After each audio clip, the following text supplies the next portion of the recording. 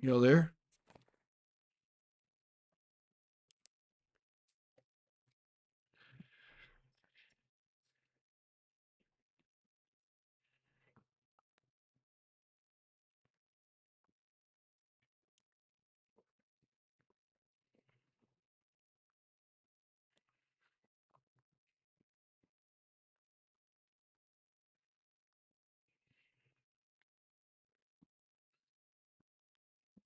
Mm.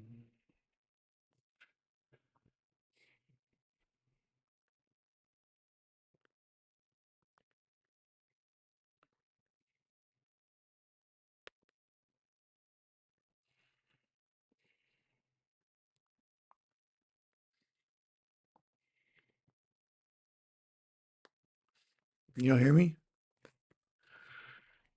Mm.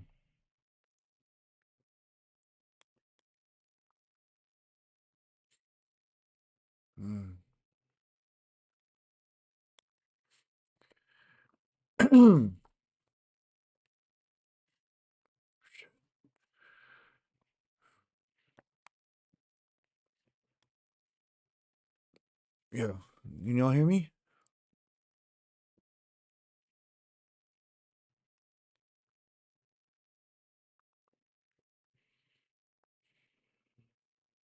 Okay. Y'all hear me? Yes? Hello? Hello? Hello? Hello? Okay.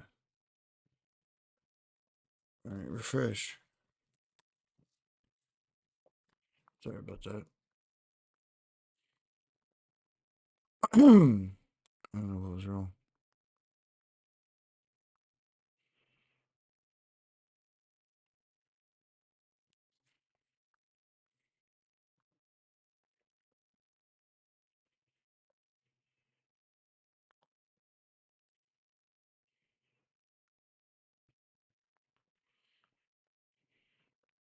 Cleanse and bludgeon and brutalize indigenous people in the way that Western countries did hundreds of years ago is not sustainable in a quote unquote post-colonial world.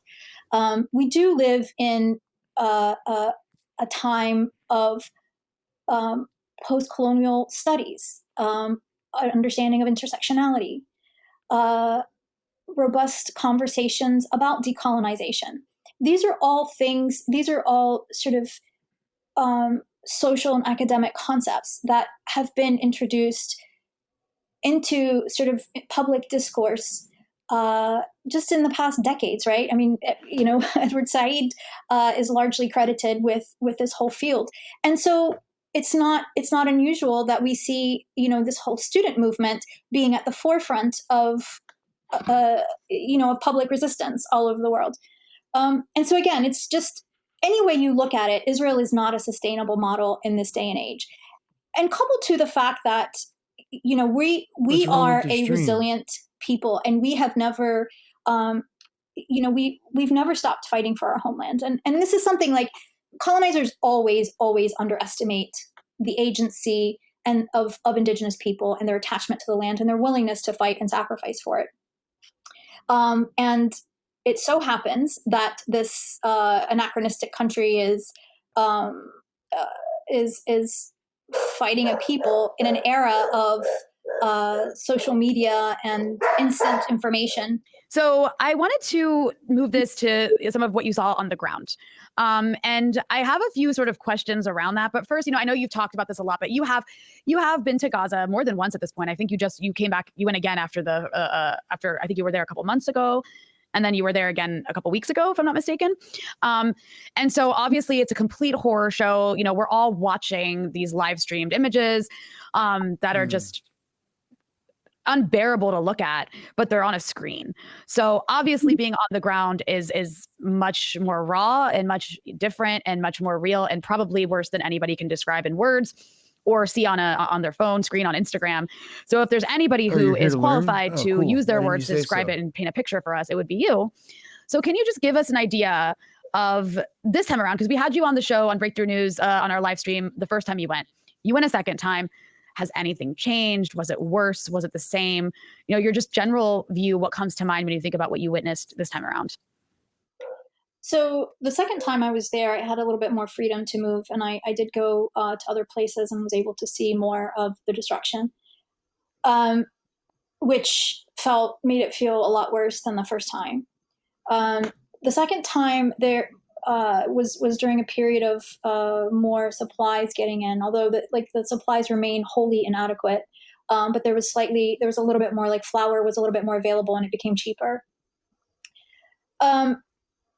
You know, these are just like sort of technical kind of observations, but the thing that made it feel so much worse is this sort of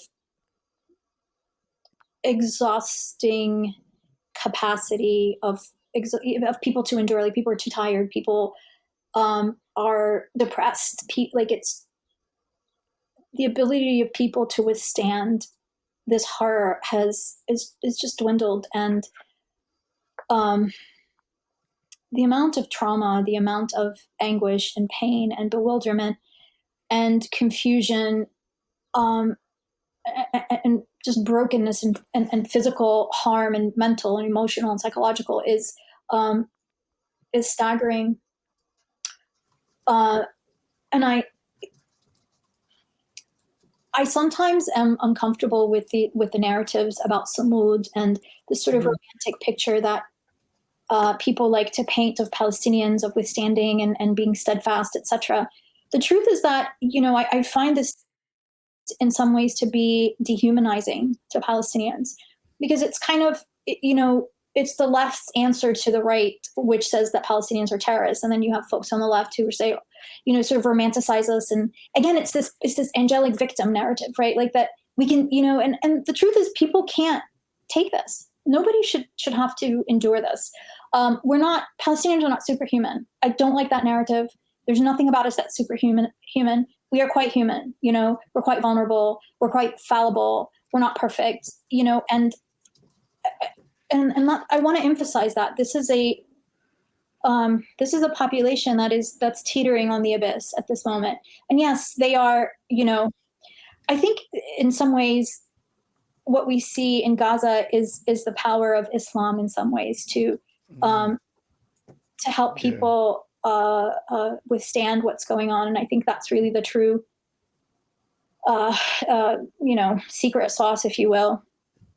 Because, you know, Muslims in Gaza in particular have deep faith that, you know, what happens is God's will, and it is there up to them to find ways to make peace with their fate. And I think that's, you know, that's one of the things still holding people together. But I do think once this is over, the level of trauma that people have experienced is going to be a lot more apparent. People are kind of numb right now. They're just trying to survive. The state of children is something. I mean, you have kids who just want to die. You know, like I spoke to very small kids, and they say, I want to die. And it's not just isolated, you know, a few here and there. I heard it a lot. Yeah, it's. You know, this thought crossed my mind quite often, actually, in the last few months, because what you're talking about, what you saw in person, is something that you can notice in videos that you see of people losing family members now. There's an exhaustion on their face. I mean, this has been almost 8 months of nonstop genocide. It's been people like living a sort of apocalyptic Hunger Games where they have to constantly search for food and water and shelter. And they've already lost family members. They've already had so much loss. They've been dodging bombs. And I was just thinking to myself, wow, like I was so sad for all the people who were killed in October, November, December. But now I'm just like, man, if you had to choose whether to be, I mean, this is a horrible thing to think and say, but if I had to choose between being killed in November or enduring 7 months of terror and then being killed in the same way, it's almost like the ones who are killed sooner were luckier, because the last 7, I mean, it's just insane to watch. It's insane to look at. It's the level of loss. Like, you're just tortured to death until you're killed and murdered. It's just utterly shocking. And I think you make a really good point about resilience, because yes, of course, like human beings in general are quite resilient. And of course, Palestinians have demonstrated a certain level of resiliency. but also they're not superhuman. And we're looking at the complete and utter devastation of a whole society. And, you can go look at what happened to people who survived the Holocaust to see what's in store for people after this. It's like a trauma they will live with for the rest of their lives, and some of them will never recover from it. I just can't even, I don't know. Those are just general thoughts. I don't know if you have anything to add to that, but that comes to mind quite often for me. Yeah, I mean, people are always looking for, analogies and precedents, and it's just, there's really nothing, at least, in modern history, that we can compare it to. For example, folks, talk about this being like the Nakba. And in some ways, it is. Like we're seeing what our ancestors, what my parents, what my grandparents went through and what made them leave. But at the same time, during the Nakba, there was horror and terror. But once people fled, once they made it to Syria or to Jordan or to Lebanon, they could find some measure of safety, some aid, something, right? What's happening in Gaza is this unrelenting, heightened state of alert in people's bodies. Like their cortisol levels are constantly high and never have a chance to come down. And I don't know what this does to, it ravages your mind, especially for developing brains. It alters the anatomy, of neural pathways in children when they live in this constant state of fear and heightened cortisol levels. So this is going to be felt for generations to come. And also, like, people focus on, in terms of the death toll, I think it's way, way higher than what's being reported. Not only because there's still people missing, and not only because there's a lot of flaws and gaps in the accounting of number of dead, because some people are just burying their dead and not, taking them to a hospital where they're recorded. There's also destruction of records and things like that. But because a lot of people are also dying from preventable things like, lack of insulin for diabetics. Those people aren't being counted among the martyrs, but there's a lot of people dying from, infections, from diabetes, from high blood pressure because they don't have antihypertensives, from heart disease because they don't have the medications that they need, and dialysis patients dying, cancer patients dying for lack of medical care. So there's this whole population of patients who are dying because of Israeli policies that aren't being counted among the martyrs. So the existing number is way higher, and the number of people who are going to continue to die because of this afterward, because of diseases they contracted and during the filth that they were forced to live in. Yeah, I think when all is said and done, I think we will learn that Israel destroyed at least 10% of the population in Gaza. I mean, I think already 5% has been either killed or injured, and that's the undercount that you're talking about. I'm also curious your thoughts on. I don't know if you've seen these kinds of pieces. I have, and it's absolutely infuriating, especially when an Israeli writes one. It'll be like, I spoke to someone in Gaza and they hate Hamas. I'm not denying there's people who don't like Hamas. It's a political party, and even people who support resistance might not like Hamas as a political party. And I also don't think that it's the best way to gauge opinion when people are undergoing a genocide. Mm-hmm. But I'm curious about your general thoughts on the whole like white person / Israeli writing that sort of article. And then B, the fact that Israel does this thing where it makes the population so desperate and then offers survival perks to anybody willing to like collaborate. Which absolutely happens. It happens in any place that's suffering. It happens in Lebanon too. We've got lots of collaborators in Lebanon. Some actually collaborate willingly without survival perks. But anyways, all that's to say, in all seriousness, I'm just curious your general thoughts on those 2 points. Yeah. So I have a very good sense of how people feel about Hamas in Gaza. But that's because I had a lot of conversations with folks. However, these are not conversations that I will have. These are internal conversations for Palestinians to have. It's nobody else's business. It's certainly not Westerners' business. It's not Israel's business. None of us like the Palestinian Authority either. and these are internal matters that we'll sort out. But it's nobody. It's like saying, Hitler saying, well, people in this concentration camp don't like the, That's actually a really apt analogy. Yeah, it's just it's absurd. Whether we like Hamas or not, whether anybody likes Hamas or not, Palestinians are undergoing a genocide. Period. That's the discussion point for Israelis and for the rest of the world to have. What we think of our leadership, who we elect, what There's the Smoko command. I don't know, whatever. That's nobody's business. Well said. You don't think it's Anthony Blinken's place? Is that what you're trying to tell me? You don't think it's Anthony Blinken's place to decide who gets to represent Palestinians? No, I absolutely agree. Go ahead. Yeah, that's like, Palestinians having a say in who Americans get to elect as their presidents. Look at this warning the arrogance of these people saying, oh, well, Hamas will not rule here, and we're going to build a pier in somebody else's like sovereign territory. Like, it's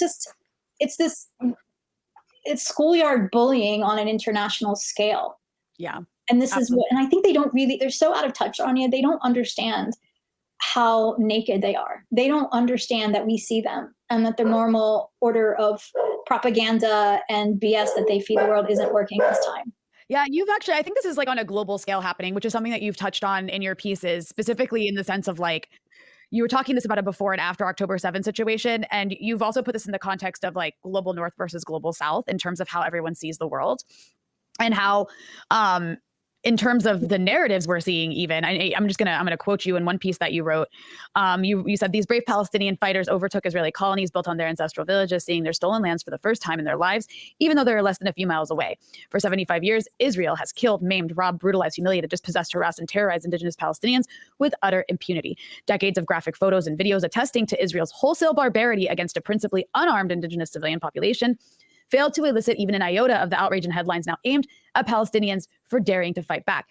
Israel and its Western allies claim shock and surprise and vowed retaliation, with analysts pondering such an egregious failure of their intelligence apparatus, one of the most sophisticated in the world. Such are the disparate narratives between East and West, between the global South and global North, and the truth is likely far more sinister and cynical.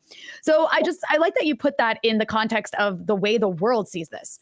So let's talk about that. How has this, do you think, brought that difference, I guess, is a polite way to put it, between global North and global South? How has the genocide in Gaza just brought that to the fore? So I think, Israel is kind of the linchpin in Western hegemony. It's sort of this, like I said, this old world colonial project. Hashtag Smoko. Still sort of trying to play out in a modern world. And it's failing.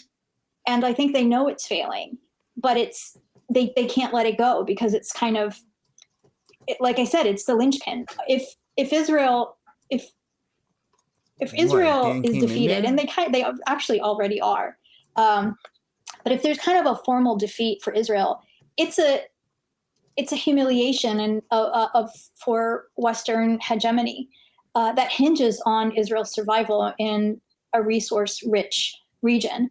And Israel has acted for so long as like the henchman for the West. Like, a lot of the coups and the arming of militias that happen in Africa, including M23 and particularly to extract minerals from Congo, but also from Guinea-Bissau, Benin, Togo, and all of these nations in Africa with a lot of resources. Israel is always there. They're like going back even to the assassination of Patrice Lumumba and the installation of Mobutu Sese Seko. Israel was. Do you condemn Hamas? Is that what he asked you? He was like, you have to condemn my leaked DMs. Is protected by Israel protected Mobutu Sese Seko. I didn't know that. Wow. Oh yeah. He had this whole paratrooper regiment that was all Israelis, and so I'm sure you've heard of Dan Gertler, for example. What's up, Johnny? So Dan Gertler is this Israeli businessman who has. He's like King Leopold's replacement in Congo. No, literally, he somehow he owns all like vast land swaths of land in Congo, and has basically been enslaving Congolese in these various mines, particularly diamond mines, but also cobalt mines. I did this whole talk and this whole research, by the way, if you're ever interested in watching it. But one of the things they did what is that, you know, they have all these connections to the Israeli military, and so they're able, so they bring in all of these military commanders who are, you know, retired, because Israel forces them to retire at the age of 40, right? So you have all of these career military men with no jobs, no skills except killing, and so there's a lot of labor, killing labor, I guess, coming from Israel. This is just part of this episode. The full interview is available to Breakthrough News members only. You can become a member at patreon.com/breakthrough. It's fucked up that they put that Holocaust warning on there.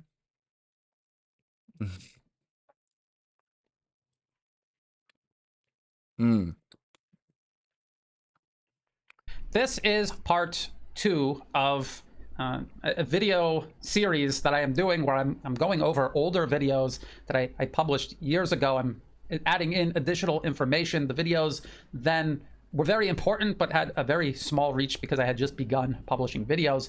I want to go more in depth into this process of taking young people, sending them to the West to study, be indoctrinated really, and then sending them back to go serve Western interests at the expense of their own nation's best interests, even at the expense of their own personal best interests in the long run.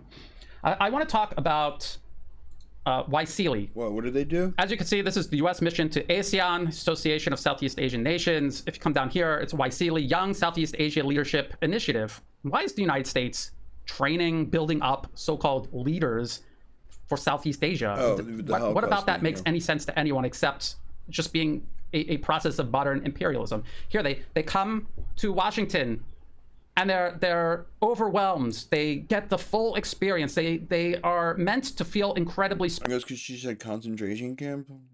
Special, make a lasting impression that keeps them receptive and loyal to U.S. interests long after they return home. You can see YSEALI is connected to the Fulbright scholarship, which is very similar to YSEALI. YSEALI is a much more specifically targeted program, but they all serve to indoctrinate potential leaders across a variety of fields: politics, media, education, send them back to their home country where. If you go down that, yeah, it's probably especially if you get like, you know, like lower middle class kids, right? Or like fucking poor kids. They're gonna be loyal to you forever. Like the Edgar Casey Foundation did with Mark Lerner. You know. Where they then help this process of politically capturing their own country. So I wrote a script for a video that I never. Is Dave still here? Actually made, because YSEALI just something about it is so invasive and unfair to these young people, brainwashing them and turning them into weapons against their own country. It's just something about it that makes me so sick that I have a very hard time wanting to do a video about this, but I'm going to continue as part of this video. YSEALI was created during the administration of U.S. President Barack Obama in 2013. He's fucking fired up. I love it. Oh, did you listen to Grant Cameron on Spaced Out Radio the other night? He was on the Spaced Out Radio ever?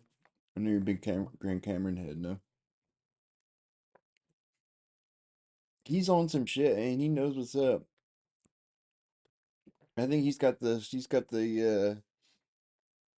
I think he's got a pretty full picture of the phenomenon. Mongoon_ says if you want Matt's loyalty, give him some subs. It's true. If you subscribe here, I got your back if you fucking pick an internet fight. As long as it's not your fault.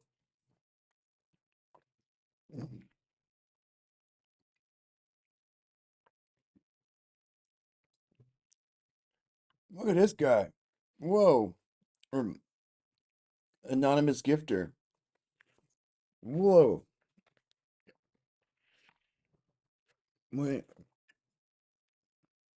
a minute. Isn't there an alert for that? What the fuck?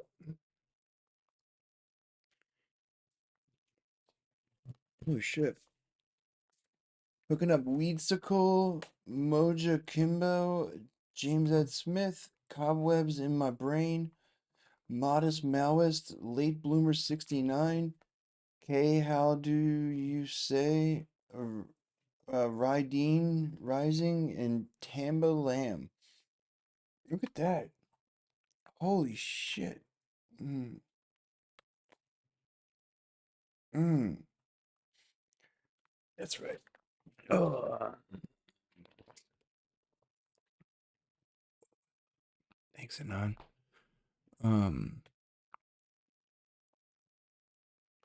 No hype train. Interesting.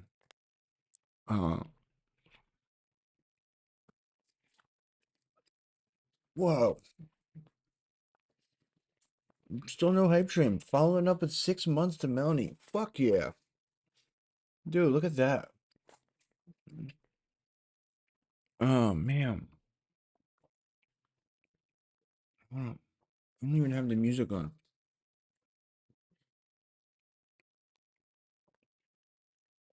Fuck. I gotta log into fucking Parrot too. That's like sub goal achieved. Monboon_ says since alerts aren't working, Look at that. it's time for the percolator. Yeah. It's time for the Yeah, I forgot to percolator. record. That's nice. Time for the percolator times 70. Re-record it. We'll just myself out. Yeah, see, it didn't really work though. That was the problem. Yeah. I'll cut it here. I'm listening to something else. Yeah, it's kind of fucked up. I'm not even listening to percolator. What's another 5 bomb? Look at that, dude. I didn't realize that. Chain myself and then start like a chain. Look at it on the screen. Yeah, so just be more and more and more. Yeah. I gotta record this one too. I forgot to record. That's nice. Every time someone does a 5 bomb, then re-record it. Too old for Twitter says it's time for the percolator. That was the problem. It's time for the percolator. I'll cut it here after I say how. Yeah, it's kind of fucked up. Wait a minute, let me clip that one. What's going on? What's going on? Dude. Thanks, Booney. That's a Boone credited assist right there. Or fucking mastermind.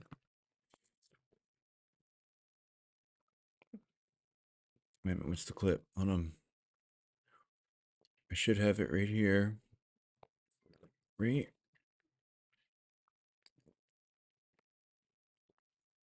Nice. Okay, it worked. Which? You can fucking get it in there right away. Realan 2024 says we're on track for Egypt. Or maybe if not Egypt, then at least Saxe-Waman. I wonder if that's any cheaper.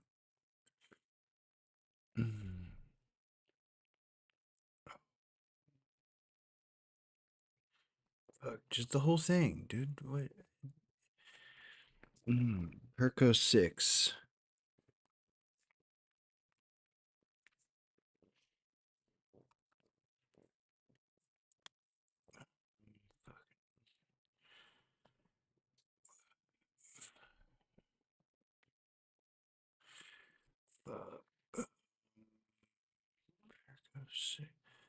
The whole thing.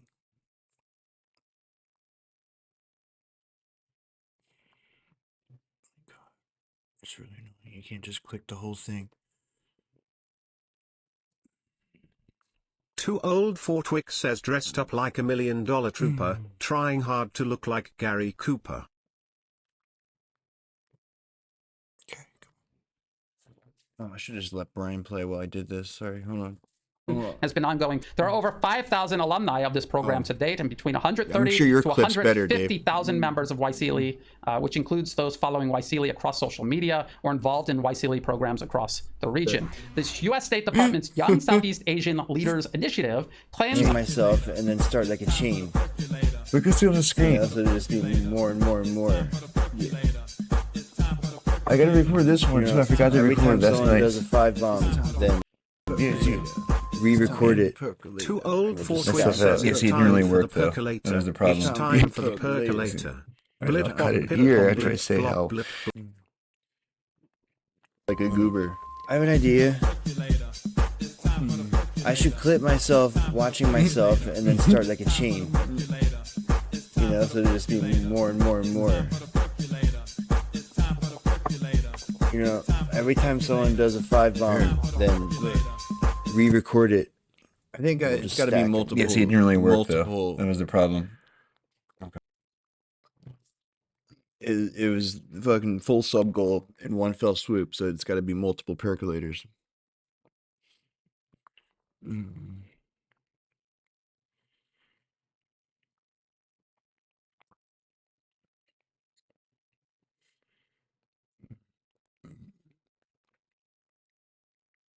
Okay.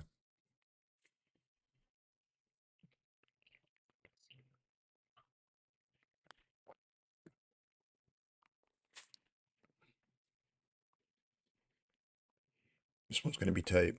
All right, so stop clipping it though. Don't. We'll be done after this one. Okay.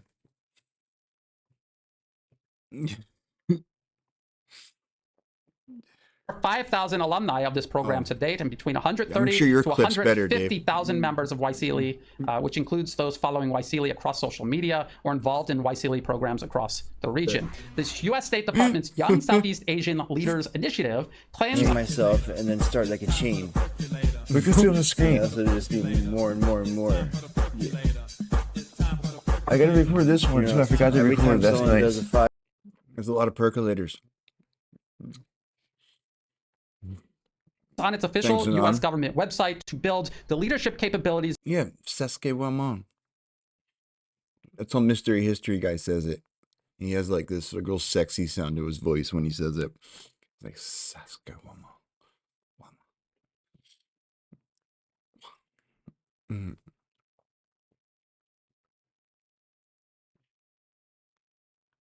Yeah. Excessive tobacco use. Where's the sound? We can see on the You screen. know, so it'll just be more and more and more. I gotta record this one You too. know, I forgot to every record time last someone night. does a 5 bombs, then re-record it. I think I need to do this one. Yes, it didn't really work though. That was the problem. It's time for the percolator. I'll cut it. across the region. This U.S. State Department's Young Southeast Asian Leaders Initiative claims Myself. Hey, that one's better. What's yours, Tooled? We can see on the You screen. know, so it'll just be more Oh, it's and the more same and thing. more. I gotta record this one You too. know, I forgot to every record time last someone night. does a 5 bombs, then re-record it. Too old for That's Twitter not says bad. it's Yes, it didn't time really for the work though. percolator. That was the It's problem. time for the percolator. I'll cut it here after I say how. Like a goober. I have an idea.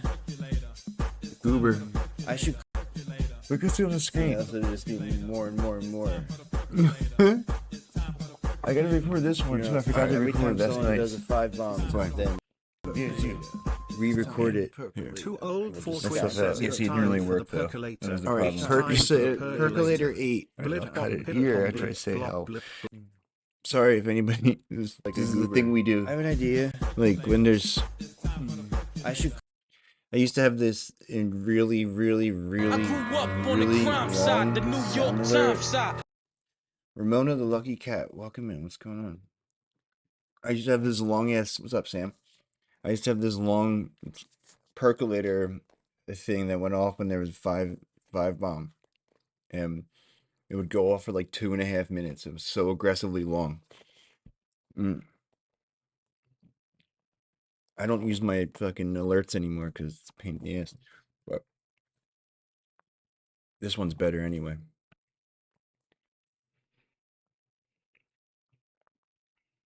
Streamception. Also, it's a lot shorter. 2.5 minutes is a little long for percolating. I like percolating as much as the next guy, but you know, I'm about like a minute 10 percolator guy, maybe something like that. Not too much more than that.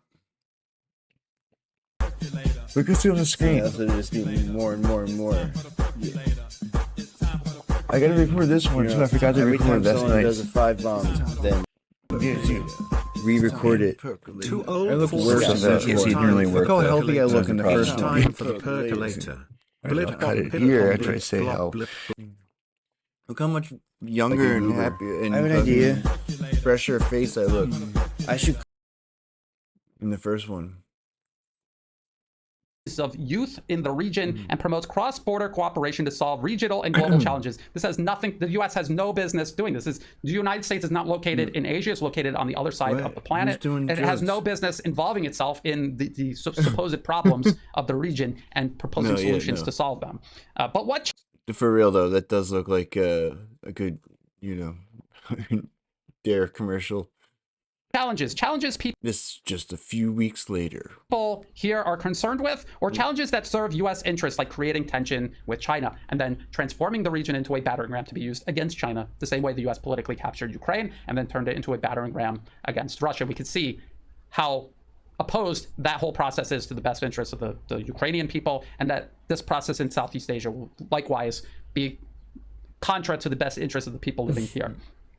It not only consists of US-based educational and professional fellowships for Southeast Asian participants, but also a funding component to help alumni establish foreign-funded organizations posing as non-governmental organizations, or NGOs, enhancing the already large presence of US-funded organizations, opposition groups, to be more exact, operating all across Asia in the service of American interests. In Thailand, that would be organizations like Pracha Thai, iLaw, Thai Lawyers for Human Rights, and many others. And if you look at any other country targeted by US interference, they will have the exact same type of organization, sometimes almost literally the exact name Hey, look of at the that. organization, just Non-hook it a up different Ramona. word because it's a different language. All right. They will always have a go. Georgian Lawyers for Human Rights, up? Thai Lawyers for Human Rights. It's one plan, one playbook that they use over and over to target each and every one of these countries. And because it works, because no one pays attention Auspicious cat. or is serious about confronting it, they have no reason to change their plan or to use more variety. It was like in 2 their weeks planning. ago, really? Beyond this, Waisili also conducts other workshops across Southeast Asia to help prepare what is essentially a parallel political establishment Look at that, that dude. serves not Southeast Asian institutions or the population here in the region, but the U.S. State Department and the corporate Wait, that's financier actually interests. It sick. represents quite literally an There should ocean be and continent 16, away in the because United it's States. So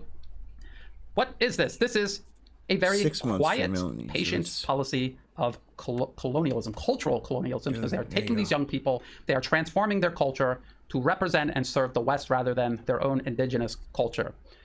Ancient Roman historian Tacitus, You who coming to clearly visit? described the systematic manner in which Rome pacified foreign people and the manner in which it would extend its socio-cultural and institutional influence over conquered lands. So this is nothing new. The United States is just following the example of the British Empire, which used all of the tricks the Roman Empire had used for so many centuries. Far from simple military conquest, the Romans engaged in sophisticated cultural colonization. In When's chapter the 21 DNC? of his book, Agricola, named after his father-in-law, whose methods of conquest were the subject of the text, this is what Tacitus would say.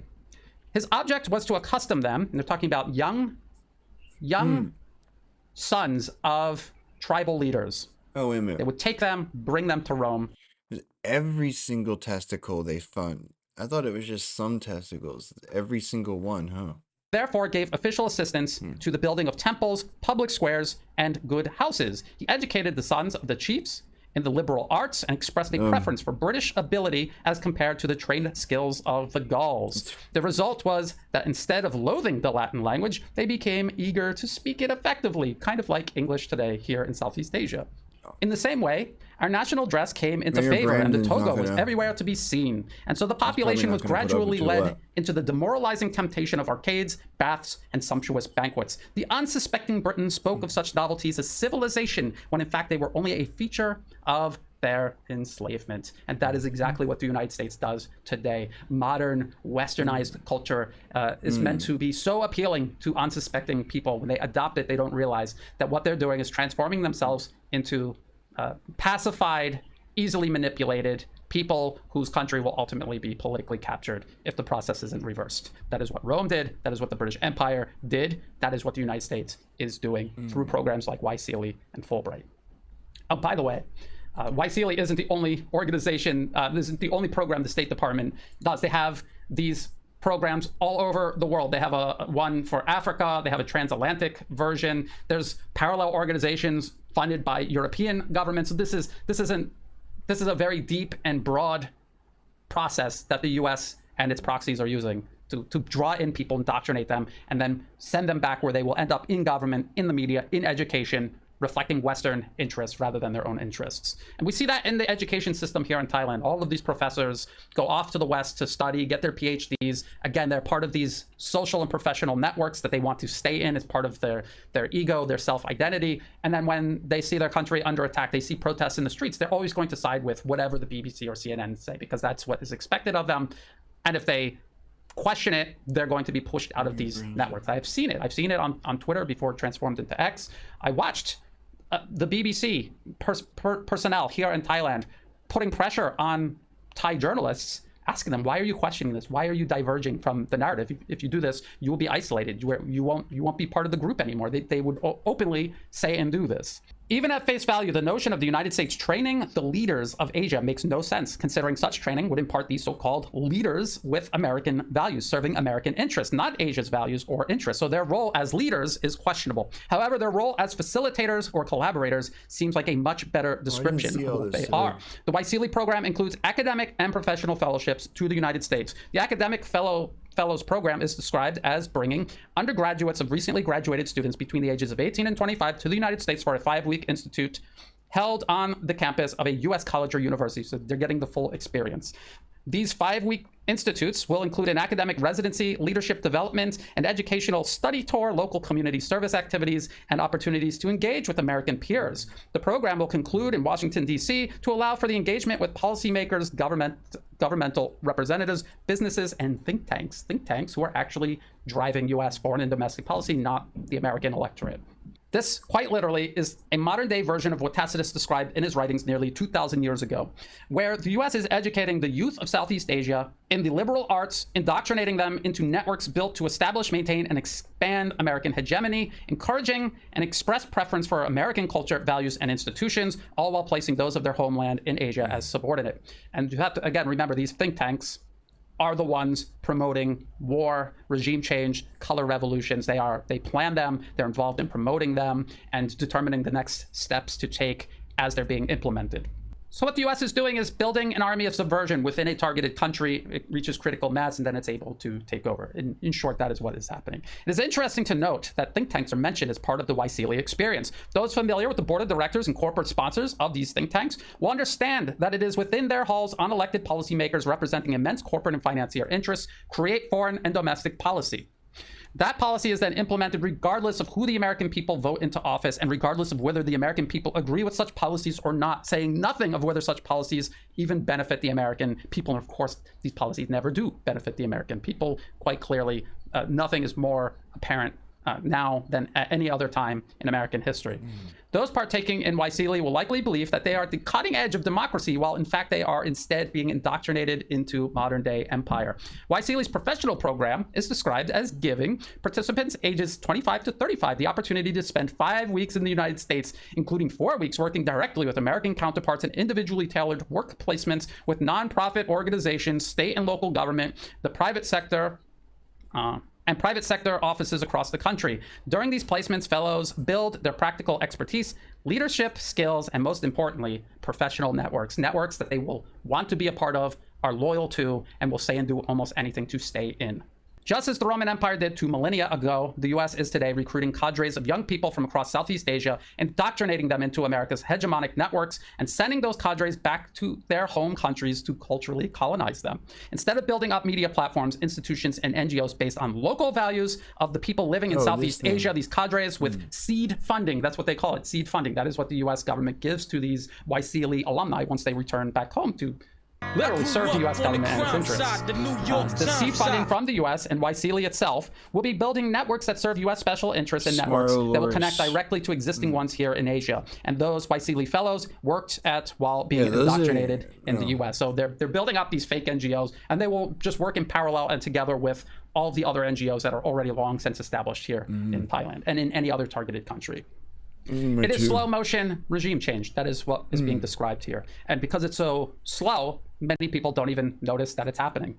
These Basket scholarships weaving. and work opportunities in the US or events across Southeast Asia organized by the US Embassy appear at first disarming and scaled back from the sort of subversion the US is typically engaged in over the past several decades, including the US invasion of Iraq in 2003, the violent Arab Spring and subsequent wars in 2011, and even Ukraine and Hong Kong more recently. And by that I mean the 2014 U.S. political capture of Ukraine. It was extremely violent, and the U.S. was openly involved. There were U.S. senators on stage at the protests. And of course, in Hong Kong, the protest leaders were in and out of the U.S. Consulate there. Yet, despite the apparent benign nature, it represents precisely the same end result. So what is happening here in Thailand is a slow motion version of what the U.S. did to Iraq. It is the same end game. It's just being done a couple more different slowly, channels I more follow carefully. for Africa The end stuff. game is a U.S.-backed government not representing anyone in parallel particular. institutions that answer not to the people they are put in power over, but instead represent those foreign interests that cultivated, funded, and directed them into power from abroad. And as we're going to see, Waisili alumni often end up participating in more aggressive U.S.-backed regime change efforts. So what I did was, and I'm not going to put it on the screen. Anyone who's interested in doing this can go on and do it themselves. I investigated the public posts on social media of Waisili alumni. I just wondered, after this Waisili experience, what are their political leanings? What type of information are they eagerly posting publicly that they're helping to influence others with? All of them are overwhelmingly pro-American with their Waisili experience, clearly considered among their life's greatest achievements. The African narrative, I think, is the one I like best. What's the other one called? Just that We Love Africa one, though. I think that's the lib one. Maybe.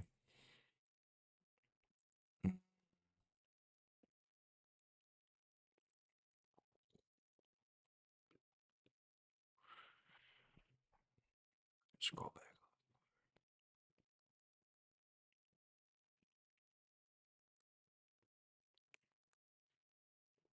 That Middle Nation guy, he doesn't call Africa, it's Middle East. Oh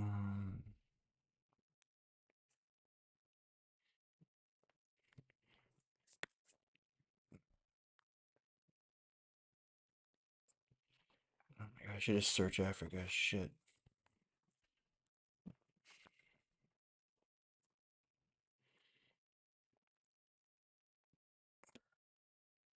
No, We Love Africa is not. No. Never mind, they're fine.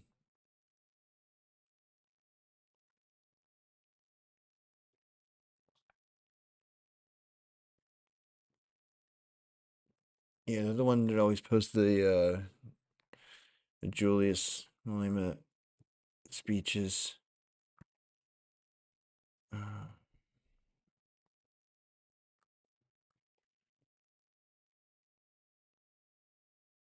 The African narrative, We Love Africa. I think there's one more. At least.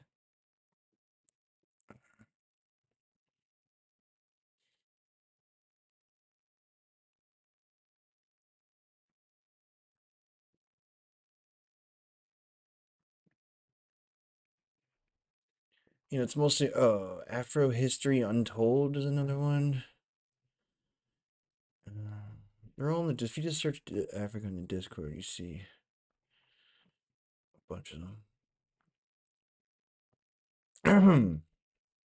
They're like a lot of it seems like there are a lot of younger kids who make them. They have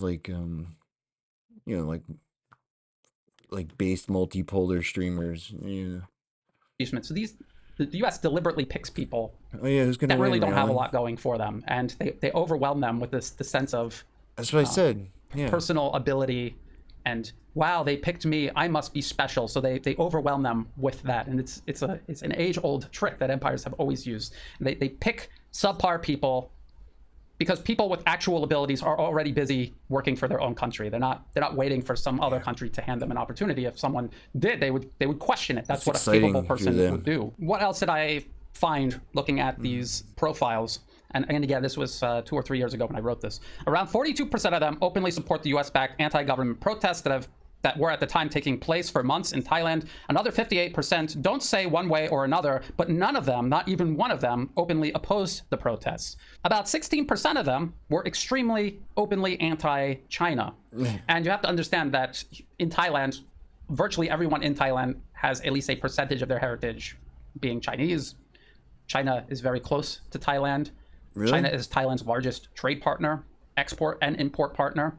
China is one of the largest investors in Thailand. It's the largest source of tourism here in Thailand, and it is an essential infrastructure partner building a high-speed rail link that will connect Bangkok to Laos, which already has a high-speed rail link to China itself. It is obviously essential for Thailand to work with a rising China, and to be anti-Chinese is so irrational. It could only be the process of indoctrination. You go on this trip to the United States. Obviously, when you get back, you're still going to read American magazines, Newsweek, Time Magazine. You're still going to watch CNN, read Voice of America, and so on. And so the outcome is very obvious. The outcome of these Waisili alumni is very obvious. So it's a very rare exception that they go through this experience and then they come back and they wake up to what's actually being done. And these are the exact type of results the US was trying to achieve. This is the whole purpose of the program, is to create a cadre of people thinking and acting like this. And every single year, more of these sort of people are being recruited, indoctrinated, funded, and then sent out across Southeast Asia to co-opt the nations here, their institutions, and to fill up space in the public and private sector, as well as across civil society, serving as vectors of American influence. So they are helping put pieces on the game board to crowd out the pieces of the actual sovereign nation being targeted. If you think of a nation as a game board, the US Waisili is creating game pieces by the hundreds each year to put on that board, filling it up and leaving no room for its opponents. If nations want to win this game being played by the US within their own borders, they need to stop the US from placing these pieces, and they need to start creating pieces of their own to fill the board up with instead. So how do you do that? How do you stop US soft power? This is something that I've gone on about for years and years, to the point where it's exhausting because no one does it. The problem gets worse, and people then ask me, how do we stop this? They already know the answer. They just don't want to do it. And as you can see in Georgia, when you do try to do it, there are obvious consequences. This is why people avoid doing it. They want to solve the problem. They don't want to make the sacrifices required to do so. Waisili's activities are fundamentally inappropriate, undiplomatic, and constitute an intentional and direct threat to the sovereignty and self-determination of the entire region of Southeast Asia and the young leadership initiatives that the US State Department runs everywhere else around the globe are likewise a threat to sovereignty, national security, and a violation of international law under the UN Charter. Were China or Russia conducting such activities in the United States, the US would waste little time to stop it dead in its tracks. Likewise, ASEAN should consider revising rules, regulations, and legislation governing foreign-funded organizations masquerading as NGOs, and limiting foreign missions in the region to purely diplomatic activities only. You see the US Embassy here in Thailand involving itself in absolutely everything, every aspect of Thailand's daily sovereign existence, things that the US has no business involving itself in. And it does that to gain influence and control over what should be sovereign Thai affairs. Funding from foreign governments for allegedly non-governmental organizations is itself a contradiction in both terms and in principle, as I have explained. Not only should local governments across Southeast Asia counter these efforts through restricting or ending them altogether, they should create their own programs to develop their nation's next generation of political and business leaders, infused with local principles, values, cultural ideals, and reflecting the best interests of the people and nation they will eventually assume positions of power in. If you want to become a journalist here in Thailand, you have two choices. Go to the West and become indoctrinated over there to serve Western interests and to connect yourself to the professional and personal network that consists of Western so-called journalism, or you could go to a Thai university and be indoctrinated by a professor who went to the West to study journalism and then come back and indoctrinate students. Those are your two choices. What Thailand needs, and what every country needs, and what countries like Russia and China already have, is a sovereign educational system that exists solely to create the human resources required to build up a functioning, prosperous nation state, not create administrative resources for a foreign government taking over, politically capturing your country. That means overhauling your educational system, producing professors in the first place who are going to serve the nation's interests, not the West's interests, and then sending young people through these educational institutions to then work in Thai media and to tell Thailand's side of the story, not repeat what the BBC or Voice of America are saying. And also a academic track for young people who want to serve in various government positions, like the Ministry of Foreign Affairs in any given country. This is one of the most important ministries or departments that a country has.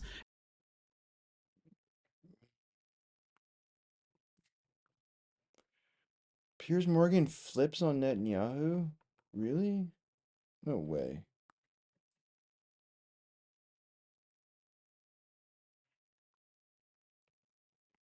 This video And if the people going... Brianna, what's on your radar? Well, Robbie, it was supposed to be... Moral of the story is that basically he's like, if you've ever heard me talk about the prongs of the empire, like how they take over these countries around the world, how they have the entire world at a permanent state of color revolution that they just turn the dial on whenever they need it, right? Sometimes they need to do like in Georgia, you know, they need to crank that shit up and get people on the streets. Other times they need to be like Thailand and they need to get some elected people in power and working, you know, less publicly by training these minions of NGO workers. That's a constant. If these countries just stopped letting America open these NGOs, they would be overnight just a huge reclamation of sovereignty. And these fucking NGOs, they don't do anything, right? That's the secret. They all like are like ostensibly like do-gooder type organizations, but they all just exist to serve empire. They don't actually bring any material benefit to the host country.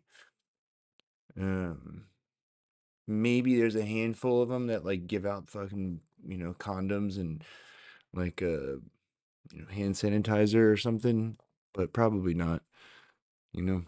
So yeah, that's what Brian was saying. And they brainwash these kids. They get fucking poor kids and bring them to America and wine and dine them and then convince them the empire's great and then send them back home willing to do anything to defend America's interests. A safe zone. On Sunday night, Israel dropped at least 2,000.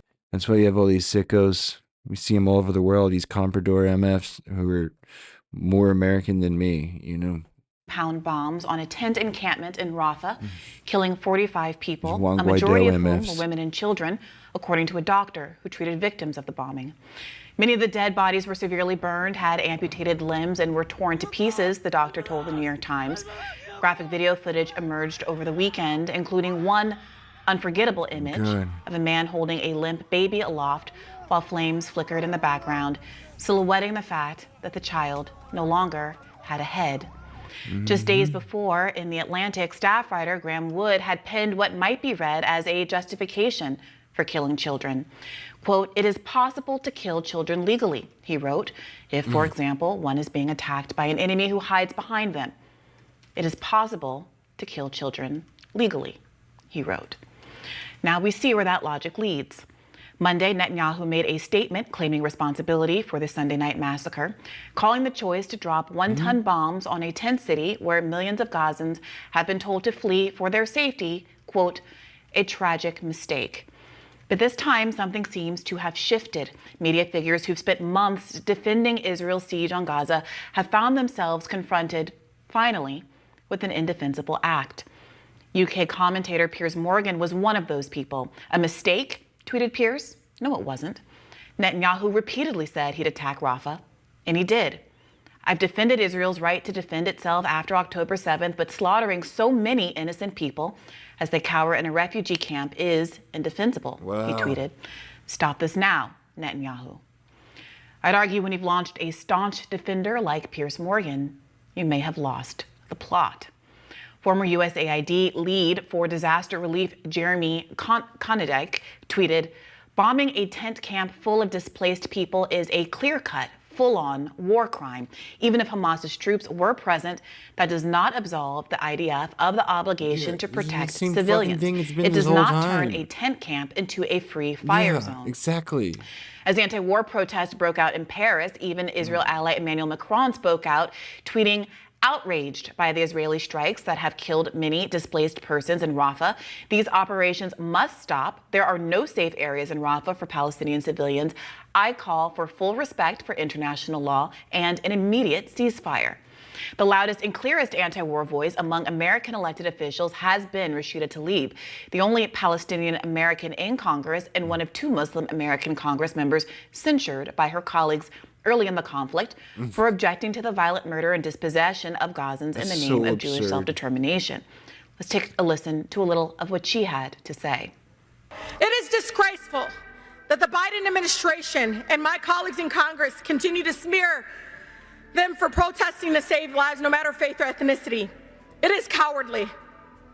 But we're not going to forget in November, are we? President Biden, I hope you hear us loud and clear. President Brandon, you can get fucked, dude. Attacking the authority of the International Criminal Court and interfering in the legal process is nothing more than an attempt to prevent the genocidal maniac Netanyahu and his senior Israeli officials from being held accountable for those crimes against humanity. You are an enabler, President Biden. Very pointed, very harsh, very specific criticisms of Joe Biden. So where is Joe Biden in all of this? We all remember Biden's interview with Jonathan Capehart back in March, in which he first floated the notion of a red line. Biden sort of said then that the invasion of Rafah would be a red line for him, but as soon as he drew that proverbial line in the sand, he erased it. The boundary proved to be as ephemeral, as unstable as the $320 million Gaza Pier, which fittingly, over the weekend, washed away in heavy seas. Let's remind ourselves of what Biden had to say back in March. What is your red line with Prime Minister Netanyahu? Do you have a red line? For instance, would invasion of Rafah, which you have urged him not to do, would that be a red line? It is a red line, but I'm never going to leave Israel. Red line, motherfucker. The defense of Israel is still critical, so there's no red line. I'm going to cut off all weapons so they don't have the Iron Dome to protect them. They don't have, but there's red lines that if he crosses, and he cannot have 30,000 more Palestinians dead. Dude, come on, Joe. Now, the media framed not another 30,000 Palestinians dead as a meaningful red line, as though another 20,000, 5,000, or 500 dead might justify Israel's amorphous goals. Yeah, I'm sick of pretending Hamas, that they're like self-defense. Look, Brandon is happy with what's going on, obviously, right?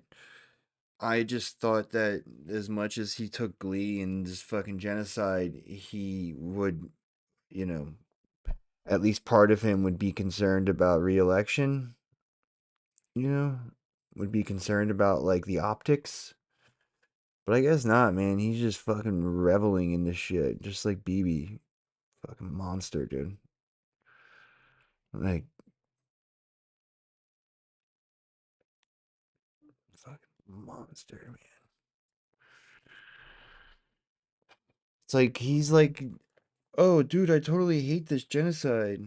Yeah, bro, look how much I hate it. Yeah. You just suck. Yeah, for sure. I hate this genocide the most. Yeah. Anyway, so I can count on you in November? All right. That's like all he's willing to do. He's not even doing that. That's an overstatement of his position. He's more sort of like, oh, come on, man. Genocide? That's not a genocide. You believe those Hamas numbers? That's a better representation of what he's been doing. You know. Anyway, count on you in November. Monster. Like, I'm actually, like, unlike last time, like, you know, like in 2020, like I was not interested in talking to the liberals about voting for Brandon, you know. But this time I think I actually might be interested, you know, just so I can, like, fucking laugh at them. Like, are you fucking serious? You have the audacity to fucking ask me to vote for your murdering fucking prick of a fucking president. Nah. No. I don't think I will. Not a little bit. It's like, even if like Trump might be marginally worse, like you can't set the precedent that this kind of thing is tolerable at all, you know? Like Trump didn't do any genocides when he was in office, or, you know. I'm sure he did, you know, the various like indirect ones that the empire's always doing. But like he didn't do any like this, you know. So I guess that's all we got to go on now, you know? Like that's how low the bar is. It's like, all right, did he overtly kill thousands of people on live television? No? All right, I guess we got to go with that guy. The establishment media mostly ignored that Biden went on to say, quote, "There is no red line. I'm never going to leave Israel. I'm never going to cut off weapons." And it celebrated Biden's so-called moderation. Biden supporters argue that this was evidence he was capable of being pushed left, unlike Trump. Disaffected anti-war voters were asked to trust Biden was on their side, that he had stern words for Netanyahu in private. We were told that Biden had paused a shipment of weapons to Israel because Netanyahu had crossed his red line by launching an invasion of Rafah. Of course, days later, Biden moved forward with another $1 billion in new arms for Israel, even as the Palestinian death toll how much we mounted. could do with $1 billion. A Biden booster account called "What Has 46 Done?" And that's crowed just like a rounding days error. before the Memorial Weekend massacre that, quote, "Hey, President Biden's gambit worked. Once again, he's really good at this." Cut to this past weekend, Israel's Rafah bombing video of decapitated babies and a young boy wailing as he watches his father's tent go up in flames. His father still inside. Only a fool would be surprised by this outcome. After all, what did Biden tell us? There is no red line. I'm never going to leave Israel. I'm never going to cut off weapons. Netanyahu, for what it's worth, has been honest about his goals. Quote, "We will enter Rafah and we will eliminate Hamas battalions there with or without a deal to achieve total victory," he announced in late April, even as military experts from Washington to Tel Aviv have warned that defeating Hamas was an ephemeral goal, a pipe dream. Bibi has also been clear that he will continue to act with impunity, that accountability from the international community for his war crimes would not be met with grace, but instead be met with retribution. For example, on May 1st, Axios reported that Israel threatened to punish the secular moderate Palestinian Authority in the West Bank if the International Criminal Court were to issue warrants against Netanyahu for war crimes. Fewer than 24 hours after the ICC prosecutor announced he was pursuing arrest warrants for Netanyahu and Defense Minister Yoav Gallant, Israel started a large-scale military invasion in Jenin in the West Bank that involved seizing homes to use as military bases and killing 8 Palestinians. 2 Palestinian boys were targeted by Israeli snipers and killed in that attack. Moreover, just today, The Guardian reported that Mossad director Yossi Cohen was personally involved in a secret plot to pressure the former chief prosecutor of the ICC to abandon her war crimes investigation. The Mossad had transcripts of secret recordings of her husband and reportedly had been actively seeking compromising information on the prosecutor. This again, according to The Guardian. Another example of how Israel responds to attempts at holding it accountable. Friday, the International Court of Justice ordered Israel to halt its military offensive into Rafah, quote, immediately. The next day, Israel dropped bombs on a Rafah tent city filled with civilians.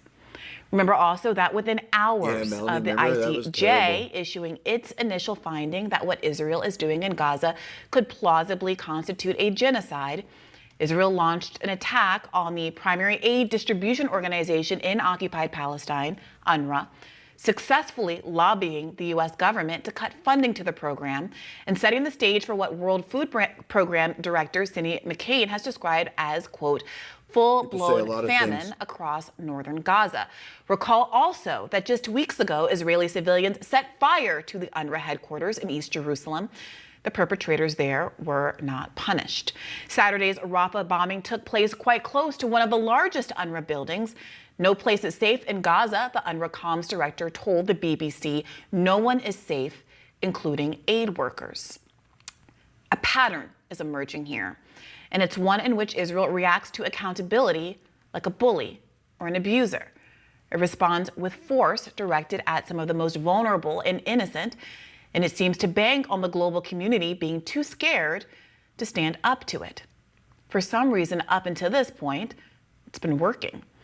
The United States, the richest country in the history of the world with the biggest and most well-funded military by many orders of magnitude, is acting like Israel's hostage.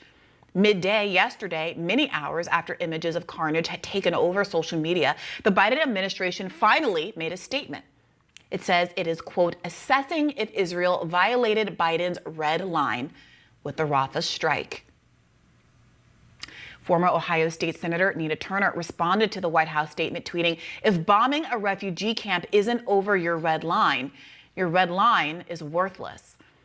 But Israel claims that steps were taken to reduce the risk of harming uninvolved civilians during the strike, including conducting aerial surveillance, the deployment of precise munitions by the Israeli Air Force, and additional intelligence. Israel is investigating the incident, much like they investigated themselves over a 2015 missile attack of 4 children on a Gaza beach, for which Israel exonerated itself. Just like Israel investigated itself over the 2014 Black Friday bombing campaign, which also involved military strikes in Rafah.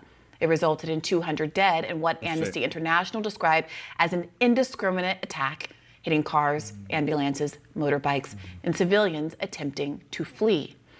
Just like Israel investigated the sniper shooting of American journalist Shireen Abu Akleh, much like Israel investigated the death of American peace activist Rachel Corrie, who was run over by an Israeli armored bulldozer and crushed to death. That too was deemed a mistake by an Israeli court. Just like Israel is investigating the World Central Kitchen targeted bombing, another accident. Oh, they're still investigating that one? While Biden is still assessing Israel's behavior, and most major Western media outlets are running with the tragic mistake framing, I do take some comfort in the fact that more people do seem to be rejecting Israel's do crimes first, get absolution later approach. But if there is any chance at pressuring Biden, it will come from people like Tlaib, who are willing to buck partisan allegiances to apply direct pressure on Biden, not from politicians like Elizabeth Warren, who are willing to tweet out criticism of Netanyahu, even when they voted to send him more American weapons, and remain silent on Biden's complicity. Let's see. Biden said his red line is, quote, not another 30,000 dead. Well, the death toll hasn't budged in months. That's not a red line. Because Israel has bombed and destroyed nearly every institution with the capacity to keep count. I can't download So who knows how many are really dead? The question, though, shouldn't be what's the real death toll. It should be obvious by now that by any moral metric, the red line is in the rearview mirror. The only question then is how to stop a genocidal actor and his accomplice, Biden, who happens to have the biggest army in the world at his disposal and no boundaries to be seen. I mean, I think watching this is just horrible. All of the images coming out of Rafah, the deaths of so many innocent people caught in this war, and as you pointed out, you know, people who have, like Piers Morgan, for example, who have supported Israel's right to retaliate after being attacked and to remove Hamas, but how many innocent people can be allowed to die in that effort before there's a change of course, particularly when, and this is where I think it's incumbent on the U.S. to get itself uninvolved in this as quickly as possible, because this will inspire violence and extremism and blowback against the U.S. if we're seen as the funders of these horrific attacks on innocent civilians. So this is a moment to certainly call for restraint and call for the U.S. government to reevaluate. Well, we better get out of there. We might be held accountable for our actions. For Israel, which is something I've said from the beginning, but only becomes more obvious at times like this. Yeah, I mean, it's difficult because I think that's right. I also think that a lot of people saw that this was going to be the obvious outcome immediately after Come on, October Robbie. 7th. But people who cautioned that there was likely to be a disproportionate Israeli response and that America should put guardrails on what the reaction should be were told that they were basically supporting Hamas, that they were indifferent to the tragedy of all the civilians who lost their lives, who were killed by Hamas on October 7th. Don't need to create an account. And that Come to on. exercise any sort of restraint was to undermine Israel's right to exist or be dismissive of the Jewish right to self-determination or all of these other kinds of fig leaves that really obscure the question of how many Palestinian lives do you think it's right for Israel to take in retribution for what happened on October 7th, especially given that these are not targeted attacks. The civilian ratios are widely out of skew with what we've seen in similar kinds of conflicts in the Middle East. And that now we've been going on in this way for 7 months, and red line after red line after red line has been crossed with not nary a flinch from the Biden administration. And even now, I mean, we started the show by talking about, how was our Memorial Day weekend? I mean, my real answer is it was very difficult to focus on anything else once this bombardment started because social media was consumed with images that are many of which are too awful to show, or at least to show unblurred here on this program, including the one of a man holding up a baby that's literally without a head. And after months of hearing people lie about 40 beheaded babies, to hear Joe Biden lie multiple times about the existence of 40 beheaded babies, Israeli babies that never manifested, to hear all this silence about what we're seeing on camera is galling. And for America's response after all of this time to just be, we're evaluating whether a red line is crossed. I mean, hopefully the fiction of there being any kind of red line is now out the window, and that being the case, what does that mean for Joe Biden, who's endorsing this, tacitly or explicitly endorsing this kind of content? Funding, yes, absolutely. But this kind supported by the Constitution. It's like due process clause and shit. Hell yeah. Didn't exist, but now they're saying do exist. And where's my video? Check it to the gram, check it to the gram,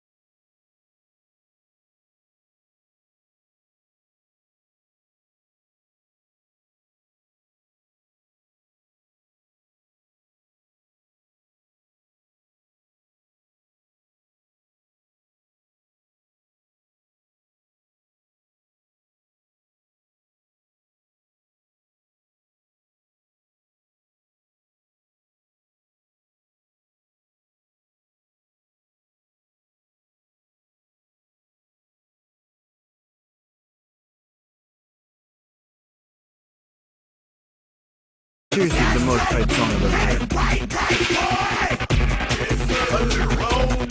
I got my money looking right, but I ain't trying to fight. But if a sucker touch me, best believe it's on.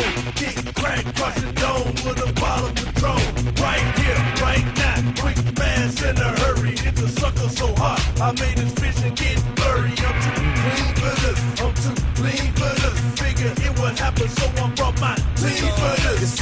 I'm the realest player, trap star, selling the biggest bricks. I'm the realest player, rap bar, smoking purple licks. Step off in the club, I got love, cause I'm rich. Your girl between my legs, do me up like I'm licorice. 25 stacks at the bar, ice on my wrist. Step up to this pimp and get your braided hair and wig split. Back off in my Chevy, brains blow out, peanut butter, ride high, staying high. I'm talking like a stutter. Loose, got me loose, load on patrol. Money in my pocket and I'm all up in this zone line. Ooh, I'ma act a damn fool, yeah. Ooh, I'm about to act a fool, yeah. Loose, got me loose, load on patrol. Money in my pocket and I'm all up in this zone line. Ooh, I'ma act a damn fool, yeah. Ooh, I'm about to act a fool, yeah. Bob Rob. Enigmatic.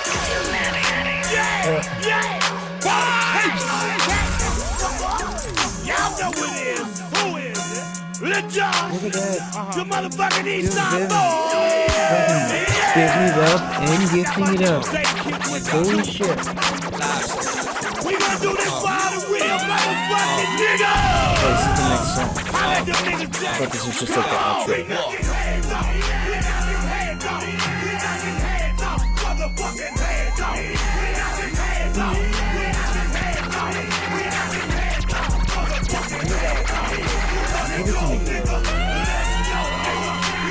Wait, what if Robbie Suave has a block on it?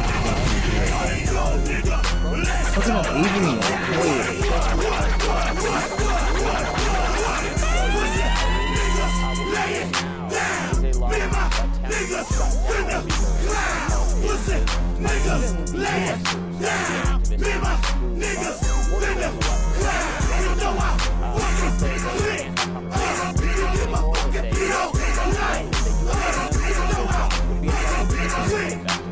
I'm about to give up.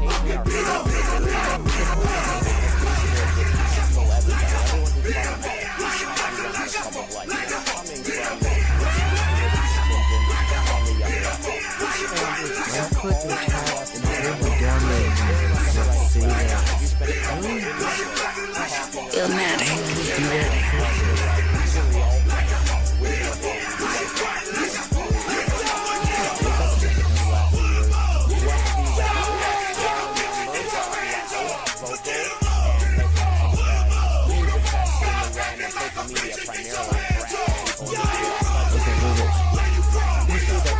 Intersectionality is the operating system.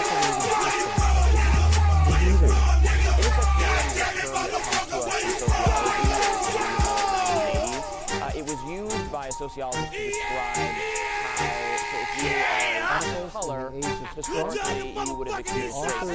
If you were a woman, sexism, and so on. If you're a black woman, you have more instances of oppression. So there's nothing so that these are but in intersectional practice and activism, your That is so annoying.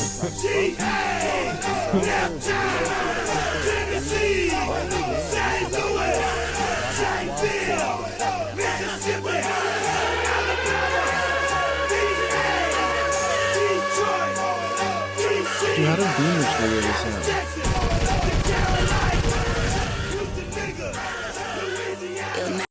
Sorry.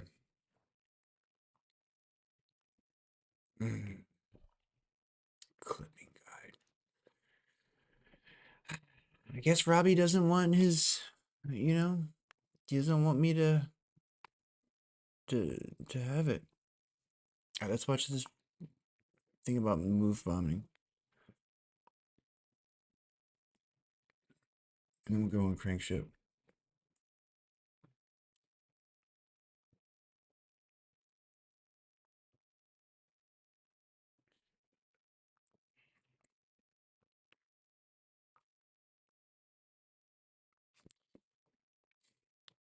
just a couple weeks ago, I believe it was May 13th, was the anniversary, Can you hear it okay? 39 years.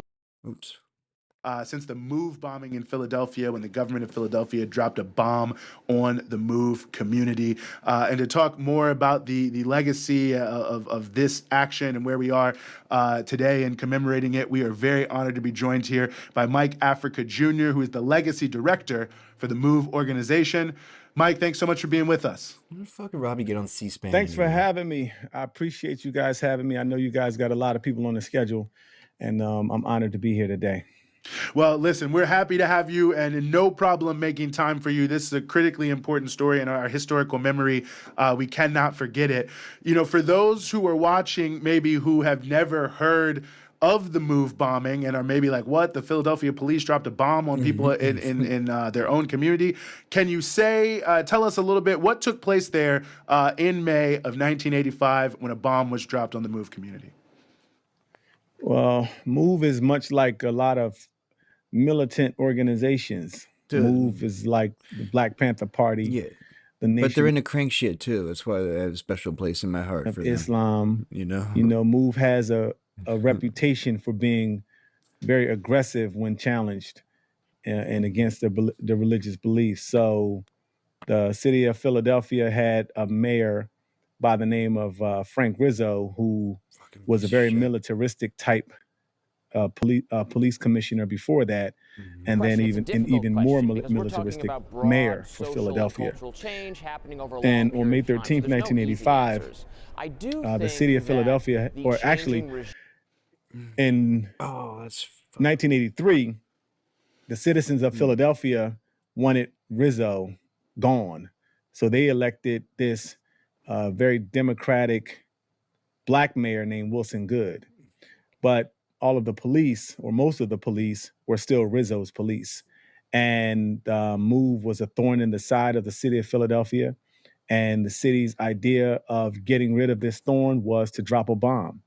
So that's what they did. And they killed a lot of people in that bombing that ignited a fire that, sparked a blaze that took out a community. And, when we talk about, obviously, that moment in history that hasn't received the attention it deserves or any justice, I'm curious, how do you relate it to, I guess, the ongoing repression of movements by the security apparatus till this day? Because I think that was a bit of a watershed moment in terms of what the country was willing to do. I mean, obviously, the U.S. has always been willing to do horrific things to any liberation movements, but to actually bomb a neighborhood, it was unprecedented. What impact did that have in terms of, chilling activism? I think people still haven't really waken up to what's really needed to be done to eliminate things like that from happening. Right now, we're watching what's happening in Palestine. We're watching what's happening around the world in Haiti. We're seeing what's going on in Africa. And these are not things that just started, they're ongoing. I think the news media does a really good job of disarming people with things like protest, but protest peacefully. When Mike Brown was shot in the head, he had bullet holes in the top of his head. When he was killed, the police rose up and they were willing to protect Darren Williams at all costs.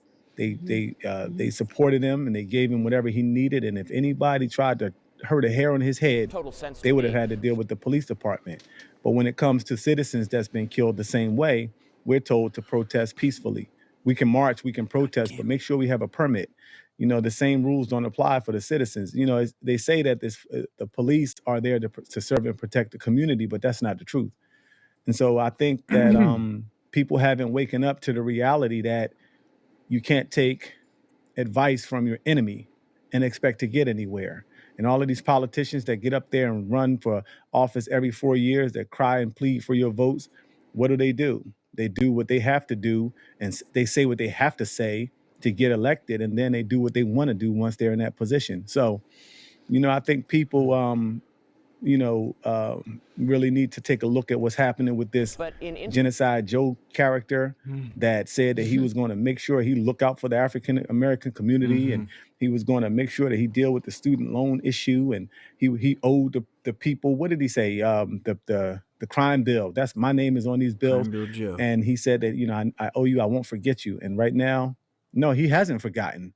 He's just saying a big FU to the people. So, I think that we need to learn how to do for self and stop waiting for these politicians to give us anything. Obviously, they ain't giving us nothing. No, and I think I'm glad you made the point about sort of the propaganda of how they demonize people, the way the mainstream media is distorting things, whether we're talking about Gaza or whatever it may be, Mike Brown, the uprising in Ferguson, because this was the same context with MOVE. I mean, this was so much both before and after the attempt to sanitize this by spreading, a huge number of lies and misconceptions to try to get people not to support MOVE. So I was hoping you could talk about that as well. Yeah, MOVE has a very controversial history because of its practices. In 1970s, dreadlocks were not popular. They're popular now, but back then, I can assure you they were not. Raw food diet. There's Tabitha Brown is doing her thing. You got raw food restaurants all over the country and outside the country. But if you told somebody that you was eating raw potatoes and raw sweet potatoes in 1980 something, yeah, they looked at you like you were crazy. A lot of things that MOVE got really demonized for are popular things now. But back then, we were called nasty. We were called dirty. We caught discrimination from every angle, from white people, from black people, even our family members that didn't agree with the way that MOVE lived. And, I grew up in MOVE. I was born in MOVE. I was born in a jail cell after a raid took my parents to prison. So I didn't like everything about MOVE either. But I tell you what, I had a whole lot less issues with MOVE than bulldozers knocking our house down and bombs blowing our roof up, right? The demonization is what the city used to win the opinion of the people, so that I'm just trying to clip the people random support Robbie what's clips happening to people, so I can make a Robbie the fan issues cam. that's happening. I thought that's what then Viv wanted. the news media and the government can get away with what they're doing, and that's why they put out those accusations that MOVE is crazy, so that they can justify it to the people and they can get away with it. And that's exactly what they did. And since then, I mean, what have there been attempts at getting justice, at holding anyone accountable? If so, what have those attempts yielded, if anything? What has it been like to try to get somebody to answer for what was a criminal act? Right now, I'm wearing a hat that says Reclaim Osage, because the city of Philadelphia, after they bombed our house, they took it from our family through eminent domain. My great aunt Louise James Africa owned the house outright, total sense to me. and the city bombed it, killed her son in the house, killed her brother in the house, and killed all those other MOVE people in the house. They took the house through eminent domain, even though they continued to send her electric bills and water bills, even though they sent her a bill for destroying the house. And in 1995, she filed a civil suit against the city of Philadelphia for doing what they did. And the city of Philadelphia was on trial, along with the mayor who dropped the bomb, along with the police commissioner who said, let the fire burn, and the fire commissioner who accepted that request. The response to that was the jury found the city, Wilson Good, the fire commissioner, and the police commissioner guilty. And their punishment was, brace yourself, the punishment was for them to pay $1 a week for 11 years. Wow. That same year, a white woman spilled hot coffee on herself out of a drive-through at McDonald's. And she won millions of dollars for being burned by coffee. The children that were burned by fire, that was burning 2,000 degrees, that was hot enough to melt steel, their families was given the option to take $1 a week. And then it got worse than that. Once the jury made their decision, the judge on the case decided that $1 a week was too stiff a punishment. So he granted all three of the perpetrators immunity. And then, to make matters worse than that, My great aunt, Louise James Africa, when she was trying to get her house back, her dying wish was to get her house back in 2019. Gentrification swept through Philadelphia. And the Osage neighborhood was part of that gentrification you process. have multiple sources The of houses oppression. were then sold to a developer for $1. I called the developer, told him that I wanted to get the house back for my aunt. He said, "We're not giving you the house back because your last name is Africa." The developer got the house. He sold it for $300,000. The home owner then wanted to sell the house to me because he didn't know what the house represented. And now, of course, that homeowner has seen the gentrification wave, so he wants full market value and what he paid for it, which pushed us over $400,000 to buy our house back. Wow. I mean, some of this you don't even really know what to say. Let me ask you this. In terms of, here we are almost 40 years later. I think a lot of people watching this who haven't heard are probably equally feeling shocked. What can they do to support the efforts to, continue not only to commemorate the legacy, but, repair the harms to the extent it can be done in the aftermath? Well, I think that's a really good question, and I appreciate you asking it.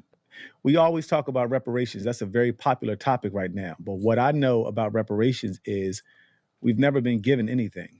Everything that we've gotten, we've had to fight for it. Black people didn't get chains off of our wrists because the white people that kept us in captivity thought it was a good idea when we suggested it. We had to fight for it. We had to work for it. We had to die for it. Reparations is something that we're going to have to give ourselves. And so Reclaim Osage is about giving back reparations to us and us doing something despite their resistance to us having our house back. People can we're asking for donations. We have a GoFundMe. You can go to my website, www.mikeafricajr.com. The website, the GoFundMe is on there, and we're appreciative of every donation that comes in. Well, Mike, I really appreciate you joining us. I mean, this is critically important that we keep talking about this and keep remembering what took place and keep moving forward to, reclaim what can be reclaimed and move forward for a better. God, if I had just, yeah.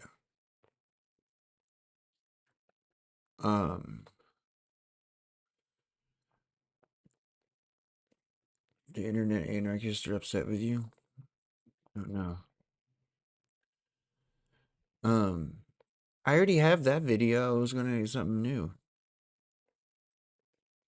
I can just watch it on the stream and then clip that. Here, I'll just do that. It'll be a lot easier. Sorry. You have multiple Look at him. sources of There he is. oppression working against you. So there's nothing. So that theory makes total sense to me. But in intersectional sort of practice and activism, you're supposed to he's give talking the about most this. oppressed person in the activist circle the most authority and most deference. Only they can be the experts on sources of oppression and on activism. So it starts to get a little Dude, that thorny one when, account, well, does that this Ryan make me the Grimm most oppressed Stan person if account, I have all these categories working the against me? one Well, what that, about these? And it's also lent itself toward, what's it called, like Halal Flow, that account? They do pretty good, just like picking up some Ryan Grimm little crumbs, right?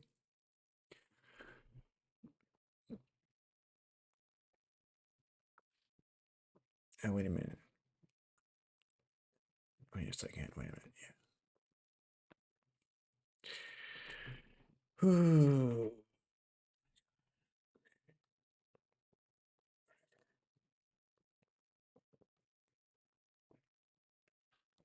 Okay. Down. Hopefully he's on there. What did you do to the internet anarchist? Intersectional libertarianism.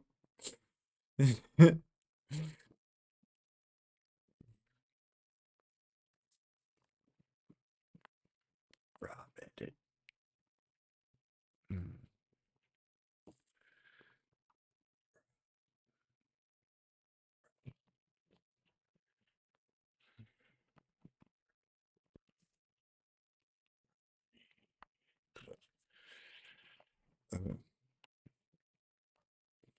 I don't know why I did that now, because I'm not going to do it till I get off my phone and till I get off the computer anyway. Let's crank it up. Cranking it up. Polygonal mystery. I never found that fox. Lake either. Titicaca, undoubtedly a location of Off to a strong start. extraordinary history. A shoreline known by the historical world for a substantial time as somewhere of considerable interest, having been inhabited for an unknown yet incredibly long time. With legends of large antediluvian, highly developed cities plummeting to the bottom of its lake, thus claimed as modern locals as revered, yet also the source of life. But I digress. Polygonal structures still litter its shores and further afield in other watercourse-connected regions. Known as chilpas, these most intriguing of stone structures still stand here, built with pre-Incan polygonal technological precision, with varying qualities and types of stones, also with stone brick and overall statures of various sizes. They are claimed as spherical burial chambers, yet the precision that went into their construction is evident from without, and also from within among the few that have inevitably fell to nature over time. The most concentrated area of these enigmatic structures are located at a site known as Puna Cemetery. The Silustani Cholpas surround an adjacent lagoon to Lake Titicaca, and just like the others found in other sparsely scattered regions, were all built with extraordinary precision, built into perfectly circular towers with a perfect pre-Incan polygonal masonry technique. Therefore, we feel the possibility that they were once made by a now lost civilization has strong evidence to suggest so, still present within their builds for all to see. Furthermore, if indeed they were tombs, as claimed, is a possibility we find highly intriguing. For if true, parallel to the fallacious claims of the great tombs of Egypt, then these many still intact structures would still possess the remains of a now lost civilization. It is a possibility, and indeed collection of buildings which we find highly intriguing. Highly intriguing. An enormous chunk is absent, not only from our own human history, but also from the history of our planet, the true extent of which, according to the considerable collection of parts gathered over the years, was filled with the flourish of vast technological developments by many civilizations. This, although somehow missing from academic teachings. The reasons for this absence are deep and far-reaching. Religious institutions, scientific theory, yet the unfortunate root of all these motivations, seemingly fueling this orchestrated ignorance, is money. Certain theories are attached to substantially profitable endeavors. Therefore, academia is very unlikely to budge, even when confronted with evidence to prove they are wrong. They simply profit from the continuation of a lie. One of our most compelling defenses for our accusation, and the evidence we feel most condemning of academia's ignorance to this obvious truth, is the highly complex, clearly advanced, seemingly impossible ruins found all over Earth, attributed by these said institutions to the most convenient recent ancestor. Not only do many of these structures still evade explanation today, but all of these so-called experts, undoubtedly handsomely paid to paint specific pictures of the past, fall silent in unison when asked to provide explanations to their claims, not only how our modern ancestors built the palaces we share on our channel, but also why they never recorded such tasks anywhere within any of their substantial writings, or indeed artistic, illustrative documentation of their lives. Indeed, found drenching the structures they claim as their own, yet, apparently, not able of building. One of the most amazing, recently realized examples is undoubtedly Qoelap, a site we recently explored, and although the site has been known to the modern man for many centuries, it has taken aircraft photography and a keen observer to actually realize the truly astonishing task that Quaylab actually was. Originally thought to be a walled fortress, an astonishing ruin from the ground alone, yet viewing the site from the sky shows that not only was an enormous natural plateau artificially walled off, but the entire back of the fortress was amazingly backfilled with earth. The city of Tzintzuntzan, within modern-day Mexico, once had a population of between 25,000 and 30,000. However, when the Spanish arrived in the 1520s, the conquest virtually decimated the population of the city. This clear evidence of how easily civilizations come and go, yet academia remains deliberately oblivious of this fact. The extraordinarily circular structures found within the city, claimed to be pyramids, have merely been ignored and assumed to have been the work of these once decimated modern inhabitants, completely ignoring not only the astonishingly precise stonework, but also the fact that just like Quaylab, the site contains astonishing earthworking, created with unbelievable precision, and like Quaylab, containing circular structures. Was this site once built by the same people? An incredible site, one which demands astute and honest research. Our mission over the next few videos is to demonstrate why certain individuals that are currently attempting to claim ancient ruins we so often share on our channel were the work of academia's claimed constructors are not only vastly incorrect, but that they are also being selectively ignorant. We intend to demonstrate the reasons why this explanation as to their origins is a virtual impossibility, and also prove the level of advanced knowledge needed to construct them evades even our modern civilization. Roman and Greek civilizations undoubtedly contributed tremendous amounts to modern life, be it their technologies or building techniques, architectural designs and ideas incorporated into structures that have survived millennia. However, there are many anomalous aspects of their academically claimed ruins that not only demonstrate unbelievable skill and precision, but are so advanced as to evade our own current understanding. One of these defining characteristics is undoubtedly polygonal masonry. Randomly shaped or possibly cast stones, with some, for example, found within Sacsayhuaman, reaching far into hundreds of tons, masterfully fitted together, constructed into walls and fortresses, with no utilization of mortars.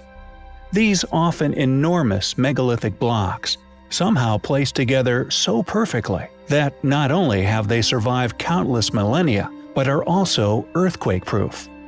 These stone walls are a demonstration of what can be achieved if one had an astonishing intellect, and indeed stone building capabilities. These walls simply evade modern human explanation. No modern, or indeed any of the well-studied ancient civilizations, have ever demonstrated anything even near to the levels of refinement exhibited within these ancient walls, found all over the globe, yet ignored by academics the world over. How can certain individuals claim that academia's tale of events be accurate, yet seemingly overlook such astonishing feats of ancient engineering? How can one be expected to believe that the cultures currently claimed as having been responsible for such constructions did indeed complete such tasks, when they are, in reality, too advanced an undertaking even for our own modern civilization? As such, continuing to evade explanation. We feel that many of these individuals are merely towing a line rather than attempting to unravel that which they perceive as enigmatic and considerably controversial to their current supposed viewpoint. We feel there is no excuse for a diligent researcher to overlook these achievements when investigating such sites, or indeed attempting to unravel the secrets of our past. We also feel that if one attempts to explain away such sites, or merely overlook such features in favor of academic explanation, it is an indication of conspiratorial motives, rather than that of an honest purveyor of discoveries. There are many unexplained features of the ancient world, many of which we intend to share over the coming videos. And if one merely wishes to convey an illusion of all-knowing, they are soon to become unstuck, just like the academia they so mindlessly follow, and we so vehemently disagree with. Due to these deliberate twisting of the facts, they are undoubtedly highly compelling. Highly compelling. Many people are aware of the archaeological site known as Göbekli Tepe, an astonishing site of clearly great antiquity. A site like many others which dot our Earth, which displays a far more sophisticated understanding construction and living practices to that of which would be publicly accepted by much of modern academia. Instead, it is often more favored to merely ignore such data as abnormalities, or it seems, if possible, to lock such controversies away from inquisitive minds, deep within archives or underwater. And our next site is no exception. Although Göbekli Tepe has become a synonymous candidate for evidence of a once highly advanced, ancient civilization which once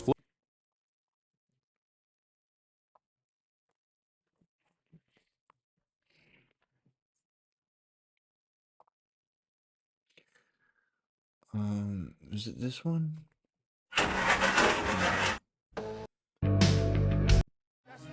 Yeah, there we go. Especially if you got the fully equipped kid on it, it's whoa. Like, you know what I Well, mean? you never Like, hear yo, early enough I from had this TikTok, bad so chick uptown, she was whoa.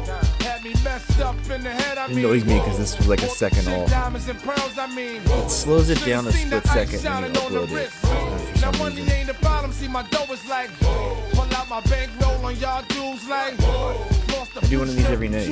like money wanna beat my blueprints, I'm like had to hit the brake on y'all brothers like I wonder if I was my brothers TikTok, getting so bagged on my block like listen out. coming home within a half an hour like fun like they had the manpower like more or less, more so I rip your torso, I live the fast life, come through in the pour slow like whoa. My people like dough, like dro, nitro, my flow, nice clothes like whoa. Ease pain with like whoa. Serotonin. Now I'm Doc Strange in the range like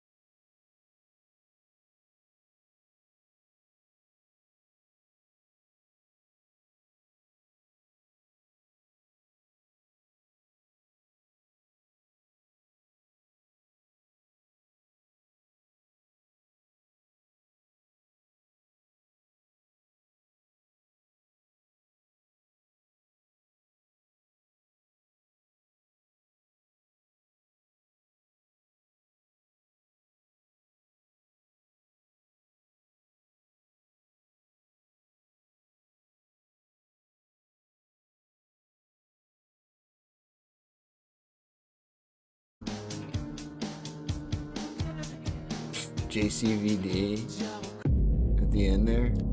Nice. Okay.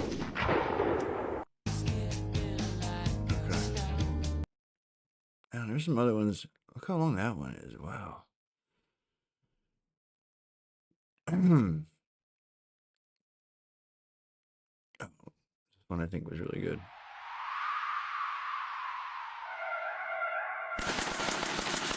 Yeah, this one took me like an hour to make.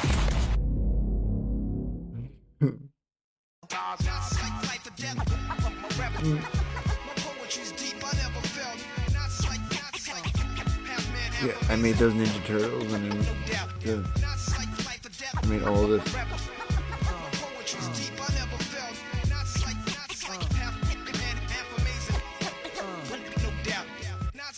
Earth, wind, and fire, rims and tires, bulletproof glass inside is the realest driver. Planets in orbit, line them up with the stars. Tarot cards, you can see the Pharaoh Nas. Iron Mike, Messiah type. Before the Christ, after the death, the last one left. Let my cash invest in stock. Came a long way from blasting. Text on blocks. Went from Yeah, I swear to God, you get like, you lose a second in the export though. Large cake though, dimes giving fellatio. Siete zeros, bet my nine spit for the pesos. But what's it all worth? Can't take it with you under this earth. Rich men died and tried, but none of Alchemist. They just rob your grave. I'd rather be alive and paid before my numbers call.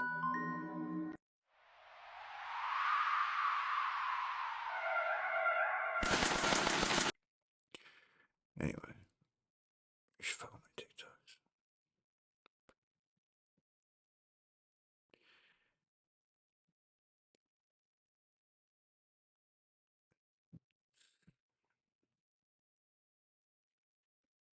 I wonder where those 230 views come from every night. The ones that don't get suppressed. Flourished here on our planet. It is not the only site to be found within the area, or even the most astonishing. Known as Norsentepe, this is the real gem of archaeological Turkey. Really? And yet, just like Waffle Rock, a site we have previously covered on our channel, located within the US, it lay at the bottom of a man-made dam, submerged deliberately and conveniently very shortly after some highly controversial discoveries were beginning to be made at the site. An enormous mounded fort, designed and shaped with a purpose of providing a sophisticated living quarters. When the site was excavated, it was found that no less than 40 inhabitations were present within the strata. Excavations were conducted between 1968 and 1974 by the German Archaeological Institute. Archaeologists, led by Harold Hauptmann, the Heidelberg professor of prehistory and early history, found considerable evidence to suggest that many of the later inhabitants of this sophisticated fort were themselves highly advanced, seemingly preserving many mysterious items left by many as yet unknown people. Why a government would make the move to flood such a location remains a subject of debate, and one which has led some to accuse the Mexican government of being complicit in the cover-up of a highly advanced, ancient civilization which once lived here on Earth. The fieldwork was finished by 1974. Shortly thereafter, the construction of the Kiban Dam works began, rising the water level and submerging the site away they from always prying submerge eyes. shit. Who built Dude. Norsentepe? Why did they build it? It seems this fort has remained impenetrable. Dude, I can't remember any time anything's ever been submerged, but whenever there's a fucking ancient site there that's got dangerous truths, bam, submerged all the time. It's really interesting. Where's this box, dude?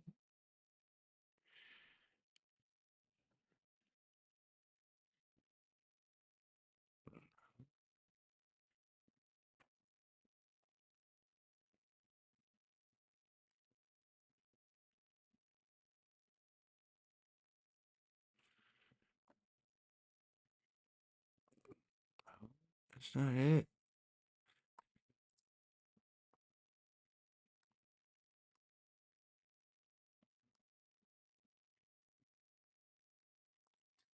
Okay, there we go. There we go.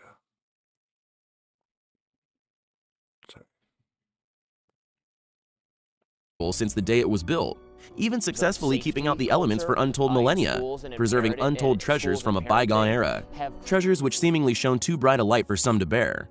What kind of controversial archaeology is Norsentepe protecting? What are these governments' bodies attempting to hide? These are questions which must be answered. Thanks for watching, guys, and until next time, take care. We cover many structures on our channel, which often contain features and characteristics that the academically claimed constructors were simply incapable of achieving. Enormous megalithic blocks, some weighing far into thousands of tons. Yet there also exists many other ancient structures with equally baffling features, such as extremely refined stone-cut architecture, seemingly only capable of achieving with advanced technology, or enigmatic buildings with as yet unexplained ages and origins. One such structure is known as the Maiden's Tower, the oldest structure within the city of Baku in Iran. Many legends surround the origins of this structure, with vastly varying claims to its age. Some believe it is a mere 800 years old, while others attest to it being far more than 2,000. Many supposed specialists have examined the structure, yet, interestingly, they all seem to come to different conclusions regarding its original purpose. Some say that it was a lighthouse, some say it was a fortress or a burial chamber. Yet the most interesting explanations of its origins are found within the legends found within the local community.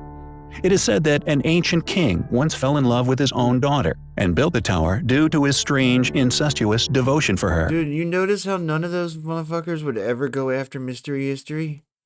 They're all fucking terrified of mystery history. They would never. He's got way too much respect on the scene. I wonder what his real name is. He promised his daughter that if she were to marry him, he would give or build her anything if she were to agree.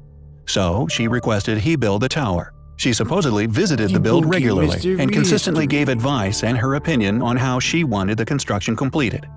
Once it was built, it was the most reinforced, strongest building in all the land.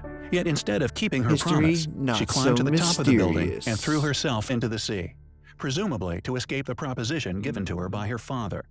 Yet, regardless of legends, the mystery as to the true origins of the tower, or indeed its age, remains a complete mystery.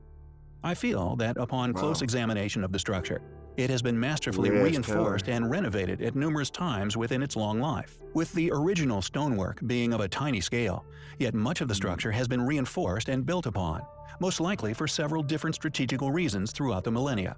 It is indeed possible that the original structure is many thousands of years old, yet due to the reconstruction seen upon it by numerous groups using numerous techniques, it has predictably resulted in the many specialists who have examined it, coming to different conclusions as to its original purpose. I don't even know who that kid is. Interestingly, academic geologists have argued that it was constructed during the 9th and 15th century. I should make my own. This was due to the receding of the Caspian Sea, making it possible for the town to grow around it. Yet could the legends of the king's daughter plunging into the sea be true, with the tower originally having been built upon the shores of the sea? It seems we may never know. However, there are many other towers which dot the earth with origins that are equally enigmatic. Some in particular are found deep within the Himalayas, known as star towers, and for obvious reasons, not only is their construction a baffling ancient feat due to their geographical locations, but the original purpose of these towers is a complete mystery, escaping explanation, baffling of all who have ventured to them to study their build and characteristics in depth. Mostly located in Kham, Qingtang, and Kangpo, which are provinces of pre-modern Tibet. They were first described during the Ming Dynasty, around 1368, with carbon dating by Frederic d'Aragon apparently showing they were built approximately 500 to 1800 years ago. Yet these datings are so vast and vague, I postulate that they too may have experienced several conservation efforts and have been reconstructed or reinforced on several occasions throughout the eons, actually being relics of a lost civilization whose original purpose has become lost, just like the civilizations who used them. Who built these mysterious structures? Why did they build them? Are they, as I suspect, far older than academia would ever admit to them being? In reality, being consistently regenerated relics of a lost civilization that throughout their lives have fortunately been reinforced and renovated throughout antiquity? We find such structures, their unknown age, and indeed their mysterious origins, highly compelling. The megalithic site of Gornaya Shoria is undoubtedly one of, if not the most incredible ancient site on Earth. Fucking read it Found and upon weep, the you Shoria bunkers. Mountains in southern Siberia. Look at It is a this. place that has long been argued by influential academics and funded geologists as merely being a natural formation, which, simply by chance, appears to have once been an artificially constructed site. The reason for this denial of any artificial origins is unquestionably due to the size of some of the stones which make up the site, with the heaviest that academics have noted reaching far into several thousand tons in weight. This would make it the largest megalithic site discovered in the world, if one could find any compelling evidence of the site once having an artificially constructed origin. Additionally, if proved to have an artificial origin, the erosion present on such enormous blocks would be indicative of a civilization which existed many, many millennia ago. Russian media, along with many other funded outlets and institutions, by default, have to deny that these stones could ever have been created via artificial means. This is due to the long-attested timeline for man, and the subsequent protection of the true past of our species, a timeline which spans much further into the past than currently claimed, one which I am systematically uncovering upon my channel. Popular news outlets have regularly presented articles written by Russian scientists who, predictably, concluded that this rock formation be the result of geological processes associated with the intense weathering of the rock comprising Mount Shoria. Both tectonic forces acting on deeply buried bedrock and pressure release that occurs within near-surface bedrock uplifted the eroded stones, which they claim that this supposedly commonly forms rectangular block-like rock formations that consist of jointed rocks. However, as the site has become more and more well-known, within circles not bound by the chains of mainstream academic funding, and thus free to investigate the idea of the area indeed once having been artificially created, evidence of this incredible reality. Compelling characteristics of this ancient site has recently been discovered, which I feel is overwhelming evidence of the site indeed once having been an ancient settlement.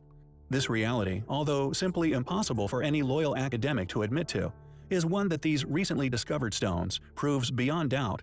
Not only were these stones clearly cut using lost ancient stone-cutting technology, but has left a signature mark upon the stone, uncannily similar to that in which I have named the Cyclopean civilization. These same signature tool marks can be found upon the unfinished obelisk of Aswan, Egypt, and also the most important link I feel I have ever researched, Bazda Caves, which has not only been academically admitted as the ancient quarry for the stones of Haran, but due to the most peculiar design of these blocks, has enabled me to link the site to not only Gornaya Shoria, but countless other seemingly impossible, as yet unexplained ancient ruins all over the globe. These blocks found at the site are not only of an enormous scale, but are undoubtedly artificially cut using some form of stone-cutting technology created by a lost civilization. These stones, I feel, not only prove the site's artificial origins, but due to the pattern left by the tools which work them into the shape that they are today, was built by the same civilization responsible for Baalbek, which also contains stones which are well over 1,000 tons in weight. The unfinished obelisk, which is also well over 1,000 tons. Yet this site is unquestionably now the largest currently recognized to still be in existence here upon our planet, with only the megaliths of Yangshan Quarry that unfortunately were left unliberated topping them in weight, with the largest at the quarry reaching far over the 16,000 tons mark. Yet the site has still not been fully explored, so there is a high chance that some of the stone in Gornaya Shoria may even top that of the blocks of Yangshan Quarry. These stones are unquestionably an incredible valuable find, and regardless of academia's deliberate ignorance in regards to such discoveries, has finally vindicated all those claimed as fringe researchers as having been right on the money with their astonishing claims of it once having been man-made, a claim now proven to be a reality.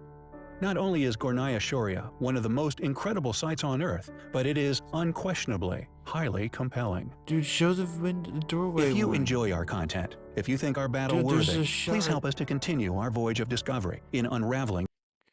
There's that one shot of the fucking doorway thing. It's crazy. Absolutely crazy.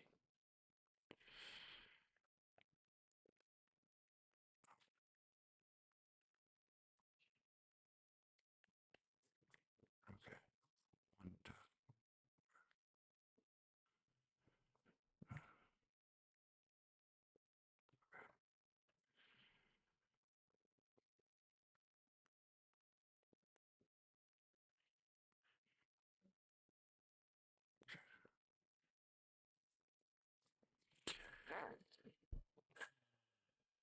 Oh, dude, he's gonna try to de-dunk. Done? He's not gonna be able to do that.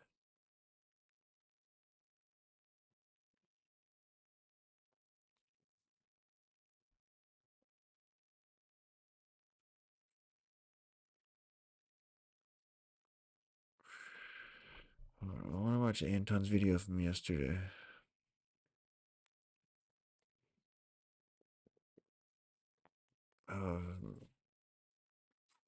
Oh, look at him! Look at him debunking the Mon theory of gravity.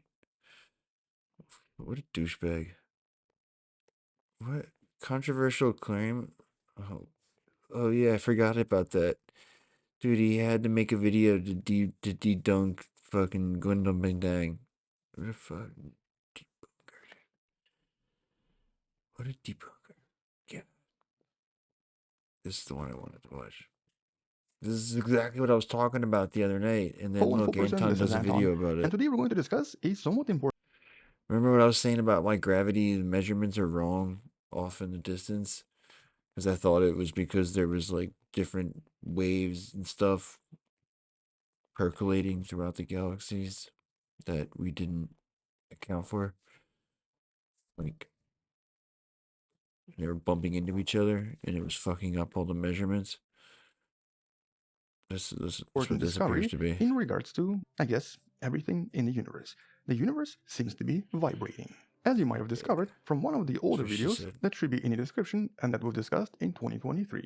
And specifically, this is the observations of gravitational waves. But not really the same types of waves as we usually observe when two smaller black holes collide, creating a kind of a chirp. Here we're talking about a very different type of a wave that seems to be more or less constant and seems to have existed possibly forever. And so in this video, let's actually discuss some of these new discoveries and new conclusions. Of course he's talking about this. Possibly talk about what's causing this and also what's very likely not causing this, and I guess what all of this means for us as humans. And by the way, what you're looking at right here is a simulation of a pulsar or a neutron star whose existence was crucial in discovering all of this. We'll talk about this in a few minutes. But I guess first, just a little bit of history. Everything we know about gravitational waves technically changed in 2015, mostly because we finally had a physical confirmation that gravitational waves exist and are definitely produced by colliding objects such as neutron stars and black holes. But this only happened in 2015. Some of the older videos on the channel, somewhere right there, explore this a little bit more. But the idea of gravitational waves does not limit itself to collision of smaller black holes and neutron stars. Gravitational waves exist everywhere and at all times. Or at least that's the theory behind this. And so back in the 70s, some of the theoretical physicists started to propose various ideas on how we can detect gravitational waves by using the idea of interferometry, which could be done by observing tiny changes of some kind of a measurement by looking at various objects at a distance. Eventually this of course led to various facilities like LIGO, which then detected gravitational waves and proved their existence. But initially this was not about neutron stars and black holes, this was about a much larger gravitational wave, sometimes referred to as the background gravitational wave. A much larger wave and potentially much higher in amplitude, generated through the interaction of massive objects such as supermassive black holes, possibly dark matter, and possibly more exotic objects such as cosmic strings. Something you can learn more about in some of the videos in the description. But the question is, how would you actually look for these large waves and how would you prove their existence? And well, back in the 60s, the researchers discovered something else that could technically help us with all of this. Pulsars, and specifically millisecond pulsars. Pulsars that spin hundreds and even thousands of times per second, with the average period being about 10 milliseconds or even less. And so by taking a few of these millisecond pulsars, located everywhere in the Milky Way with very specific rotation periods, we can then basically measure minute deviation in their extremely precise rotations. Millisecond pulsars are known to be very stable. They don't generally have starquakes or glitches, and are technically even more accurate time predictors than atomic clocks. Fun fact, the famous golden disk on the Voyager 1 and Voyager 2 features what's known as the pulsar map, basically showing the location of the solar system by using several famous pulsars that were known back in the 70s. And so in essence, by using this principle, or by basically using this pulsar map, it then becomes possible to measure minute deviations of space-time that could potentially happen because of gravitational waves. Okay, this might sound super complicated. I guess let's use a more earthly example. Let's take a boat or a ship. So imagine some kind of a boat on the ocean, and here you basically are trying to find out if there are any, I guess, tsunami waves coming toward you. Now normally, if you're in the ocean, you're not going to feel tsunami as it passes over you, because the wavelength of a typical tsunami is in hundreds of kilometers. But you might be able to detect it if you look at different distant objects, such as different lighthouses, and by constantly observing them, manage to find slight deviations as the tsunami passes over you.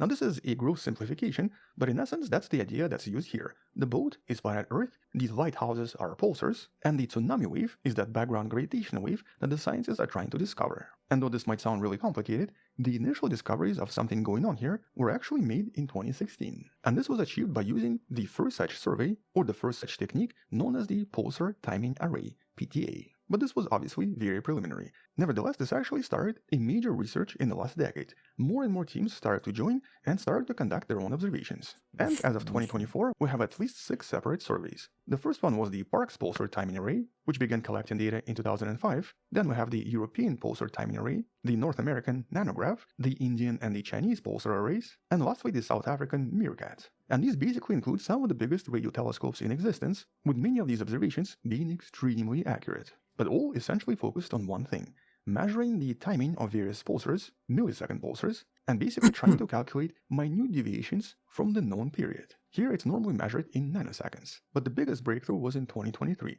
That video in the description talks about this more, but essentially the combination of the North American and the European pulsar arrays combined approximately 15 years of observations, discovering very strong evidence for the existence of this unusual background gravitational wave. Although technically it's not a single wave, it's more of a superimposed gravity wave that's very likely formed by different events combined into one. Not so different from what we usually observe on the surface of a typical ocean. And naturally, this discovery presented us with a very important opportunity. Just like the cosmic microwave background radiation, here we had the opportunity to study the universe by discovering some of the earliest waves coming from anywhere. Since gravitational waves pass through everything without really interacting with anything, these waves could have been generated right after the Big Bang, naturally making this a super important study. But because this is so groundbreaking and because it potentially has so many implications, naturally we need more confirmations and more evidence. And that's exactly what we got now. A second release by the European Pulsar Timing Array, using the second most recent dataset, that was actually joined by the Indian Pulsar Timing Array that provided very similar results. All of this released in May of 2024, or basically a year after that last release. And all of these individual observations are pointing at the same result. Every one of these pulsar observations suggests the existence of long wavelength gravitational waves produced by some kind of a mysterious signal. In this case, this is actually based on 4 different datasets, with the evidence being overwhelming. And so this definitely proves the existence of these waves pretty much all around us at all times, even right now. But naturally we don't really feel them, mostly because it's gravitational waves, so you're not going to feel it either way, but also because they're not really that large in amplitude. They might obviously shift our atoms here and there, but not by much. But one question that has been so far difficult to answer is, okay, but what's actually causing this? Based on previous studies, the assumptions here have been quite diverse. For example, one assumption was the mysterious cosmic strings, extremely massive cracks in the space-time itself that have been proposed to exist and could potentially cause these waves. Or maybe orbital interactions between supermassive black hole binaries in various galaxies as they collide and as they're about to merge. Or maybe all of this was the result of the mysterious inflation that happened right after the Big Bang. Yeah, what's a more iconic pair shift than in Anton the and early Deep universe Booking? that transformed the universe from something else into what it is today. Oh, or man. maybe, as always, the He mysterious should dark do a matter. Terrence In Howard this case, video. what's known as the ultra-light dark matter, such as Which maybe would some be kind of an funny. axion I'm or sure he's neutrino. mentioned it. Here, by having a lot of them Probably and grinds oscillating his in a certain gears. way, they would also produce gravitational waves. And though at the moment it's still kind of difficult to pinpoint the exact source, here by combining data from all of these pulsar timing arrays, the researchers were able to kind of come to one Terrence potential Howard, the conclusion actor? while also discarding a few other ones. And so here the data suggests that it's very Yeah. likely not dark matter, or at least not ultra-light dark matter, as predicted Oh by my some of god, the you studies. would love that, It's also wouldn't you? unlikely to be different types of exotic stuff like cosmic strings, because the overall wavelength Yeah, and the amplitude doesn't seem to match. But it does Yeah, match supermassive black okay. holes. And so right now the scientists Okay, believe that the Anton. signal here is almost Sure, certainly sure, it caused doesn't by match. in-spiraling Got it. supermassive black holes in various interacting and colliding galaxies, such as the famous antenna galaxies that are slowly merging and whose black holes eventually will probably have to merge as well. And because here the amplitude is a little bit higher than expected, right now massive black holes seem to be the best explanation. And so here, by observing 68 pulsars for approximately 15 years, we essentially have an almost direct confirmation for the existence of a bunch of supermassive black hole binaries all around us. And the binaries that are most likely going to combine at some point. But because here we're talking about waves with wavelengths in thousands of light years, these events are going to last for millions and even billions of years, and so none of these black holes are going to be combining anytime soon. But all of this connects to one important mystery known as the final parsec problem. One of the videos in the description talks about this a little bit more, but this basically confirms that supermassive black holes definitely interact and definitely reach a point where they start producing gravitational waves. But whether they actually combine at the end is not a question we can answer yet. I mean, technically they have to, we just don't have enough evidence. But obviously because this is such a groundbreaking discovery, this is not the end yet. We're going to be getting even more observations by 2025, with all 6 pulsar timing array observatories very likely releasing even more data in the next year. And so by combining measurements from all of these collaborations, we might be able to pinpoint the exact source a little bit better. At the moment, it's still kind of a guesswork. We just know these waves definitely exist, and the evidence so far is extremely strong, but the explanations right now are very preliminary. And so once we know a little bit more, or once someone discovers exactly what's happening here, we'll come back and talk more about this in some of the future videos. But until then, thank you for watching, subscribe, share this with someone who loves learning about space and sciences, come back tomorrow to learn something else, support the channel on Patreon by joining channel membership, or by buying the Wonderful Person t-shirt you can find in the description. Stay wonderful, I'll see you tomorrow, and as always, bye-bye.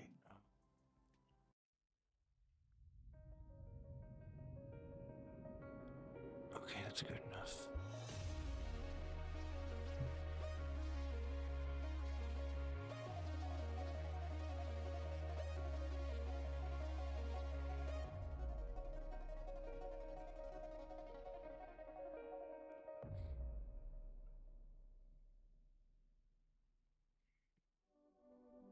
Debunked.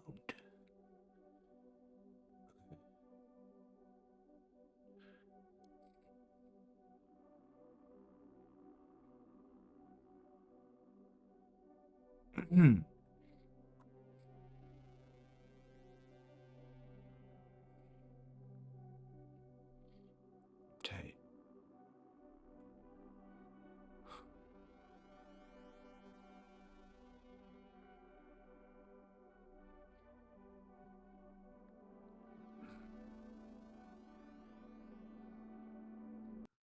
I mean, it's hard to say. Like, what's he gonna do? Like, it's really pushing the dedunking tonight, huh? It's also pushing this.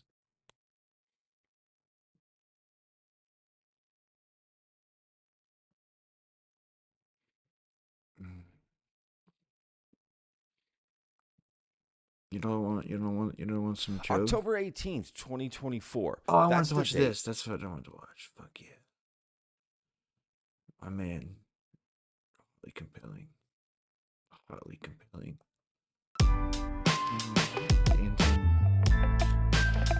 I can't trust any of his videos because I just know he has this psychotic obsession with debunking.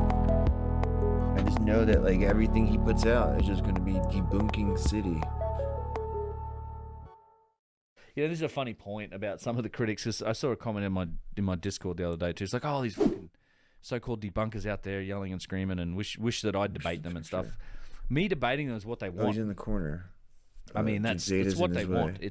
They want the acknowledgement. They want to draft the audience. They want the name recognition. They want the drama.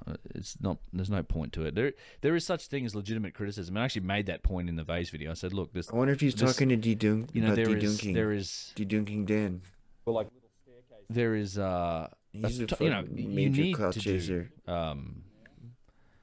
You should be offering criticism, and we should be addressing actual legitimate questions about the and we are with provenance and stuff. I mean, as much as I don't think it's a legitimate complaint around provenance, it's still legit. People are going to bring it up. Like I think if you work your way through it logically, it doesn't make any sense. Like, but again, you have to have that understanding of machining and what it would take to make that thing as a fake, and the fact that it's been around since the 80s or whatever, and these other vases since the 60s. And machinists know this. Chris Dunn knows this, but it's legit. Look, let's just call it a legitimate concern. I think we've addressed it. And that's there's totally a place for this. Like I have changed my mind about a couple things, like in the Serapeum, this and that, over time, based on new data and information, and even in some cases people's feedback and questions. And that's all for the better. Like that's what you should be doing. That's where I think there's room for legitimate debate and perspectives. But that's typically not what you see when you see these debunking channels, right? Mm-hmm. It's logical fallacies. I've talked about this endlessly. The like just these complete misrepresentations of what's being said. God, shut up. Straw man arguments, appeals to authority, God of the gaps, like so many logical fallacies. And I understand that stuff. Like I literally the logic, rhetoric, and grammar. Like go study it. Like figure out the trivium. Like it's fundamental. It's what used to be termed a liberal education. That term's been hijacked now. But very important. And when I see that, I'm not going to spend any time responding to it. It's just a lesson I learned years ago. Like that, you're not going to ever win that. Like there's no point, because people aren't arguing to find the truth. They're arguing so that they don't lose. And you end up the goalposts get shifted. You spend all day pointing out how arguments aren't valid, and it doesn't matter. Your words will get twisted. The goalposts will get shifted. They'll move on to the next thing. They'll never acknowledge the points that you make. Stuff like that. And then there's another element to it which I've not talked about much that I want to talk about. I'm going to do an audio podcast here soon. In fact, I think I'm going to invite Kyle along for this one. You know, the other element to this that I was thinking about that is quite strange to me. Responding only puts money in their pocket. That's right. So a lot of them, that's what they want. I hope this forces a bit of a change in their view. And I don't think it has to necessarily be the future. It should be soon. I think we're at a point now with this evidence they can't ignore it. They have to start accounting for some of this precision. I think there's enough in this to. They've got to drastically reevaluate. It's the same. D. Dunker Dan was always trying to have. go after his Will vases. this He thought he was doing the there's a sampling precursor wrong. culture? Probably not. But it might force a reimagining of what their capabilities of the dynastic Egyptians were, and that will then force a discussion of how come we have no evidence for those capabilities in that civilization, right? So we've got, this is we have tools and we have techniques that are drawn on the walls. Those tools and techniques can't explain these artifacts. That's what we're showing. They can explain. This is my whole Tale of Two Industries thing. I think it's the baseline for legitimate criticism on the story of history, and these early civilizations. There are artifacts and objects that are explainable by these tools and techniques. The tools we found, the techniques we've seen drawn on the walls, and the things they talked about.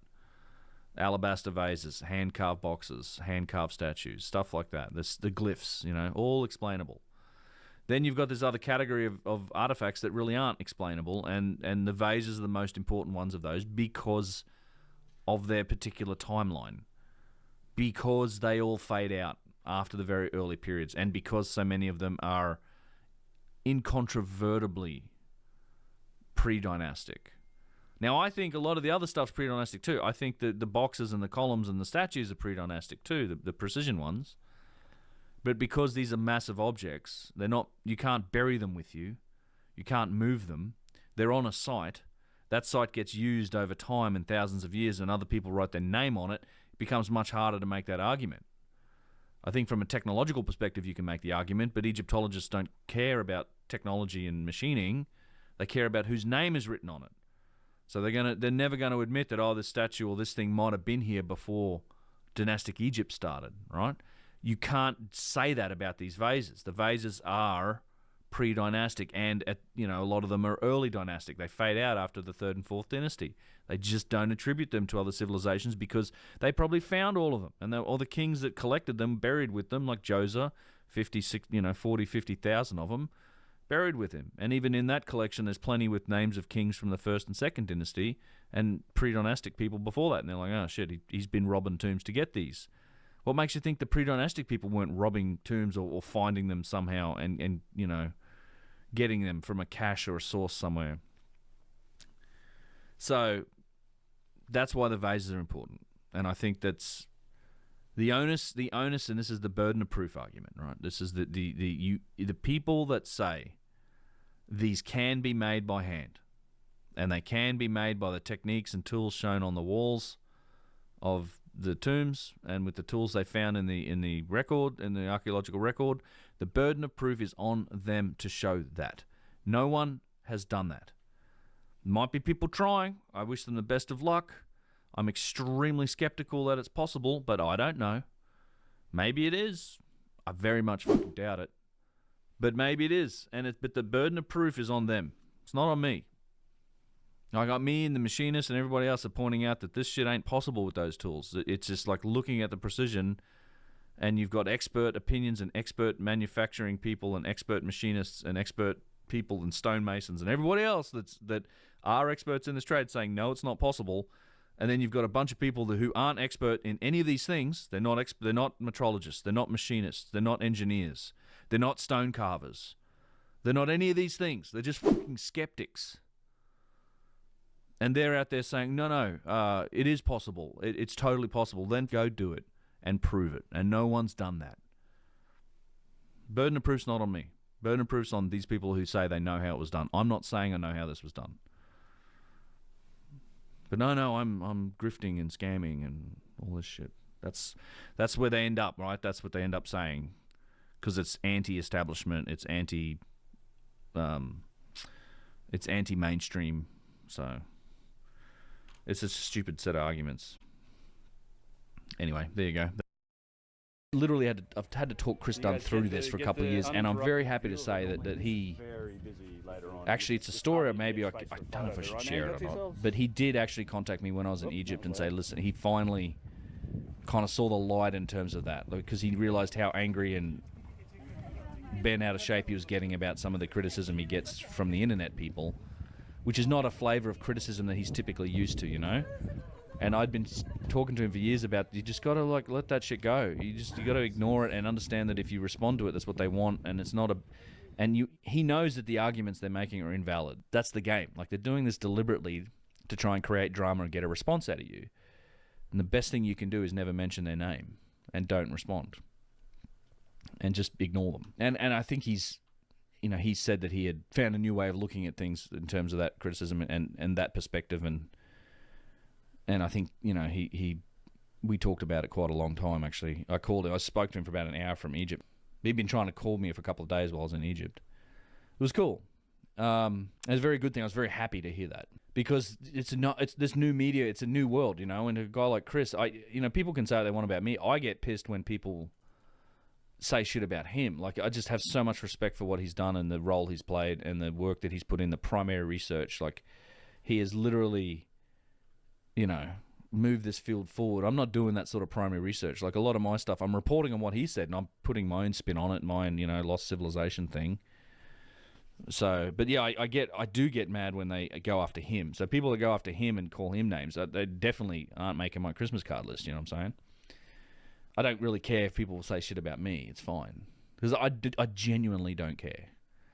I think a lot of it's pretty funny, and this leads me to the point I've been trying to make, which is this other aspect of this stuff that I want to talk about, because I think it's, when you think about it, it's kind of telling. And that is when they go straight, when I get caught, and this happens a lot, you get called like a con man or a grifter.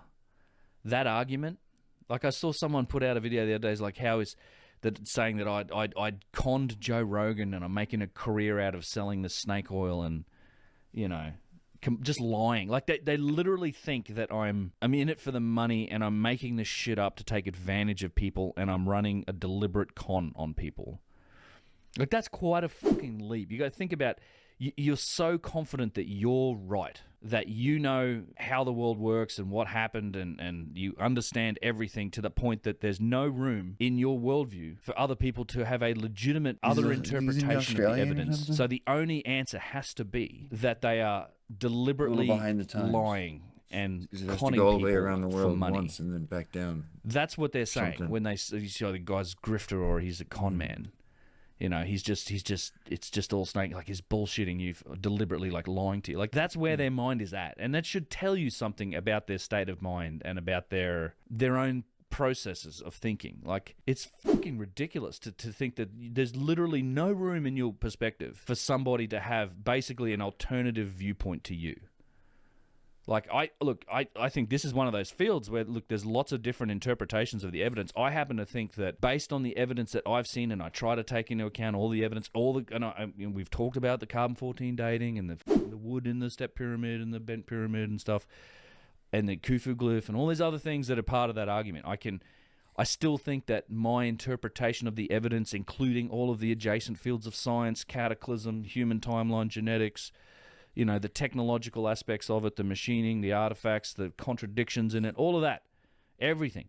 I think the best interpretation of that evidence still is what I've been saying it is, and what many other people like Hancock say that it is that there was a advanced civilization that existed long in the past, and they created a lot of this stuff, and then this gets, they get wiped out through cataclysm, and it gets inherited and comes to us through this lens of other, of what we know of as ancient civilizations that are relatively primitive relative to us, the Bronze Age, blah, blah, blah.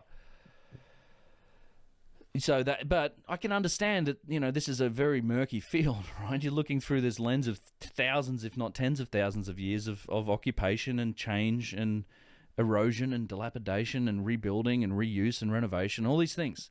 So it's difficult to ever say for sure what the answer is. I do think there's a reason why this stuff's important. We've talked about that too, and I'll definitely going to get into that in this book that I'm writing about why I think this journey and this trying to find his answer is important and what it could mean for humanity if we do actually accept that concept.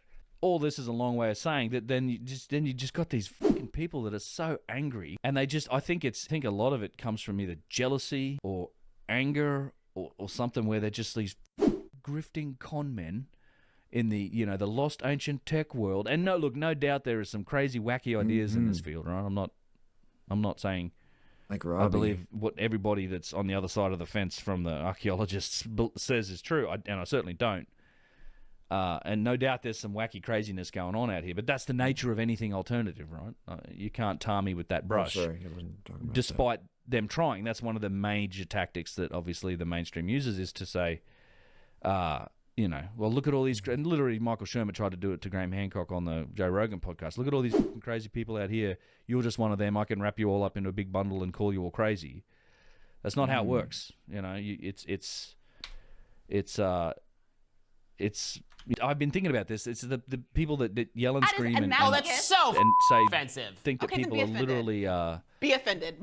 Conning deliberately for money. Anyway, it's just a perspective I haven't really said much about, but I intend to a little bit. It just makes me laugh when I think about these people that think that's for some, like, it's so dumb. I'm not in it for the fucking money either.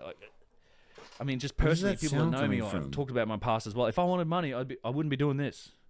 I can make a lot more money in IT. I was making a lot more money in IT, and I quit. I didn't get fired. I didn't do anything. I had tons of job offers all over the place. I could still go back and do that anytime I wanted to. And I'd make 10 times the money I'm making doing this, but I enjoy doing this. But the idea that I'm like grifting or making shit up is it's kind of hilarious, and I think it's very revealing as to the mental state and the acumen of the people making those accusations. Are always the biggest scumbags around. I understand a lot of the mainstream perspective on it and the reasons why they're head in the sand about some of these things, right? It's particularly with the academics. It's tied up. I really do understand. It's like a priest in a religion. It's, your identity and personal powers is attached to this concept of you being the expert in this particular story, this interpretation of history. And I can understand how you would, deliberately ignore evidence and data when it's challenging to you, and be aggressive and hostile towards ideas that are pulling the rug out from underneath you. That's the nature of establishment. But these cats on YouTube have got no stake in any of that. They're just punters on YouTube that are like, I'm the person in the room always, and this guy's just deliberately fooling everyone, and I'm going to go and make videos about him and make sure and tell them that that's what's happening. Maybe take a deep breath, take a step back, and reevaluate a few things. Anyway, I'm not defending myself. I'm not responding to them. I just think it's funny. And again, when I do respond to some of this stuff, I do it very generically. Like in that last Vase video, I said certain skeptics have said this about that. I'm not naming them. I'm giving them on the crime side, the New York Times side. People at videos or channels. Like I just won't do that because I know that's what they want, and it's a waste of my time. And again, if there's legitimate perspective, and as I've said this before.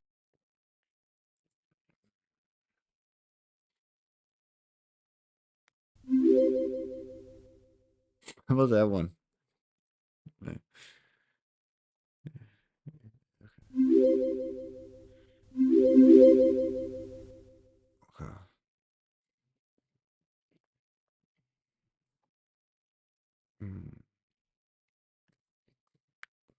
Okay, so now there's two of them.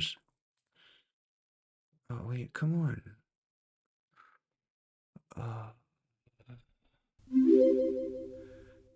Yeah, this one. Come on.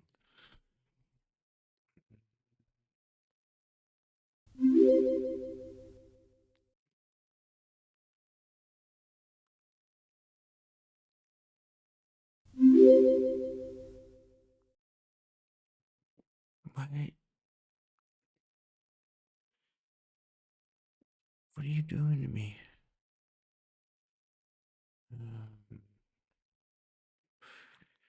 What do I need to like?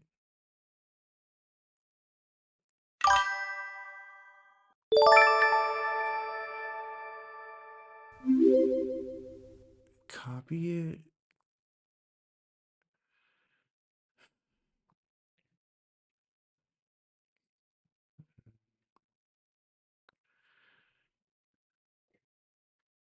No, it doesn't appear to be working.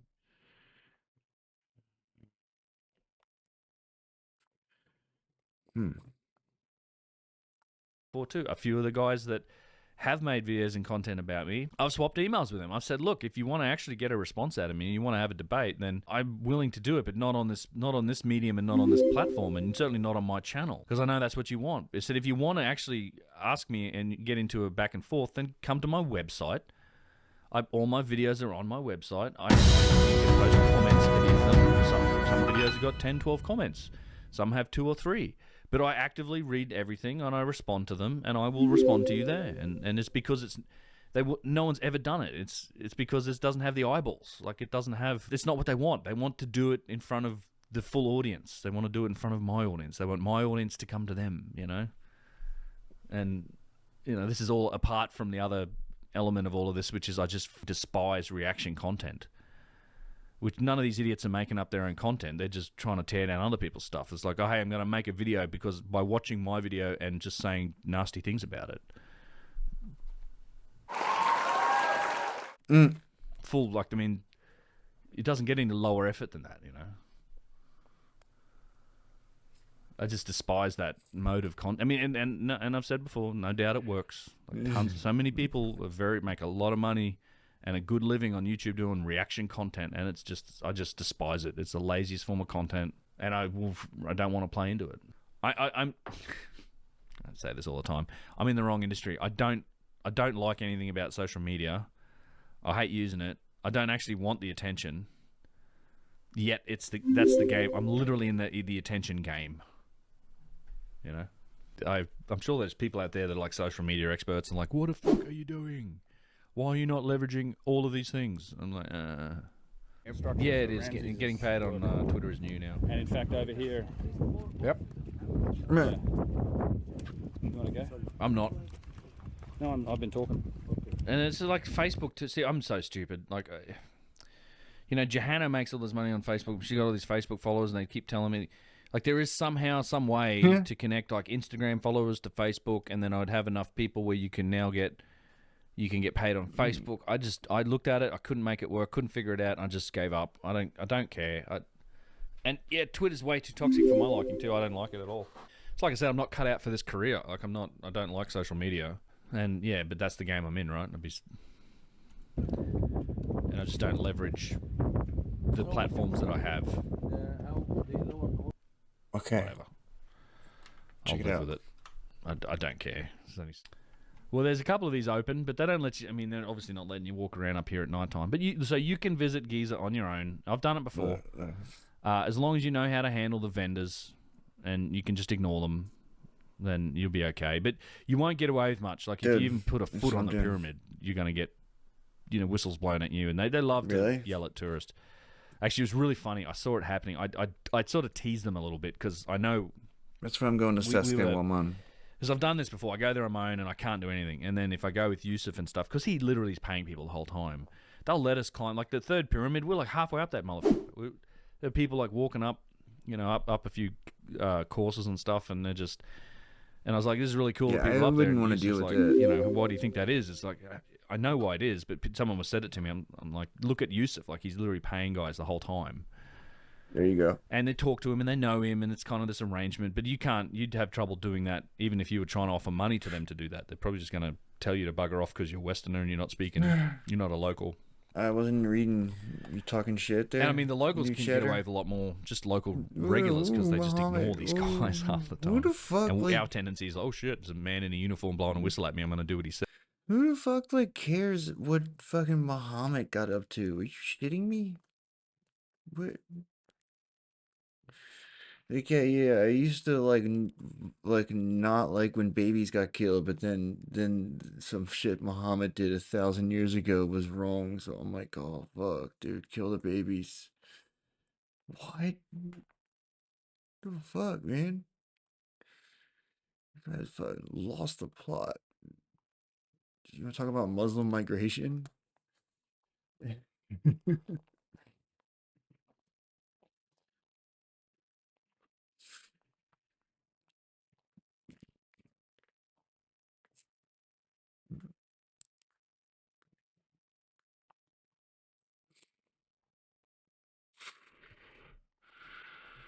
Hmm.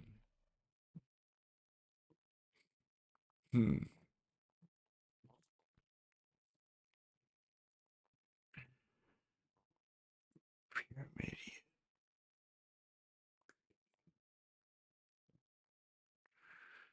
Did you see History with Kaylee was trying to... Oh, man. Hmm. She's a bit of a debunker, if you ask me.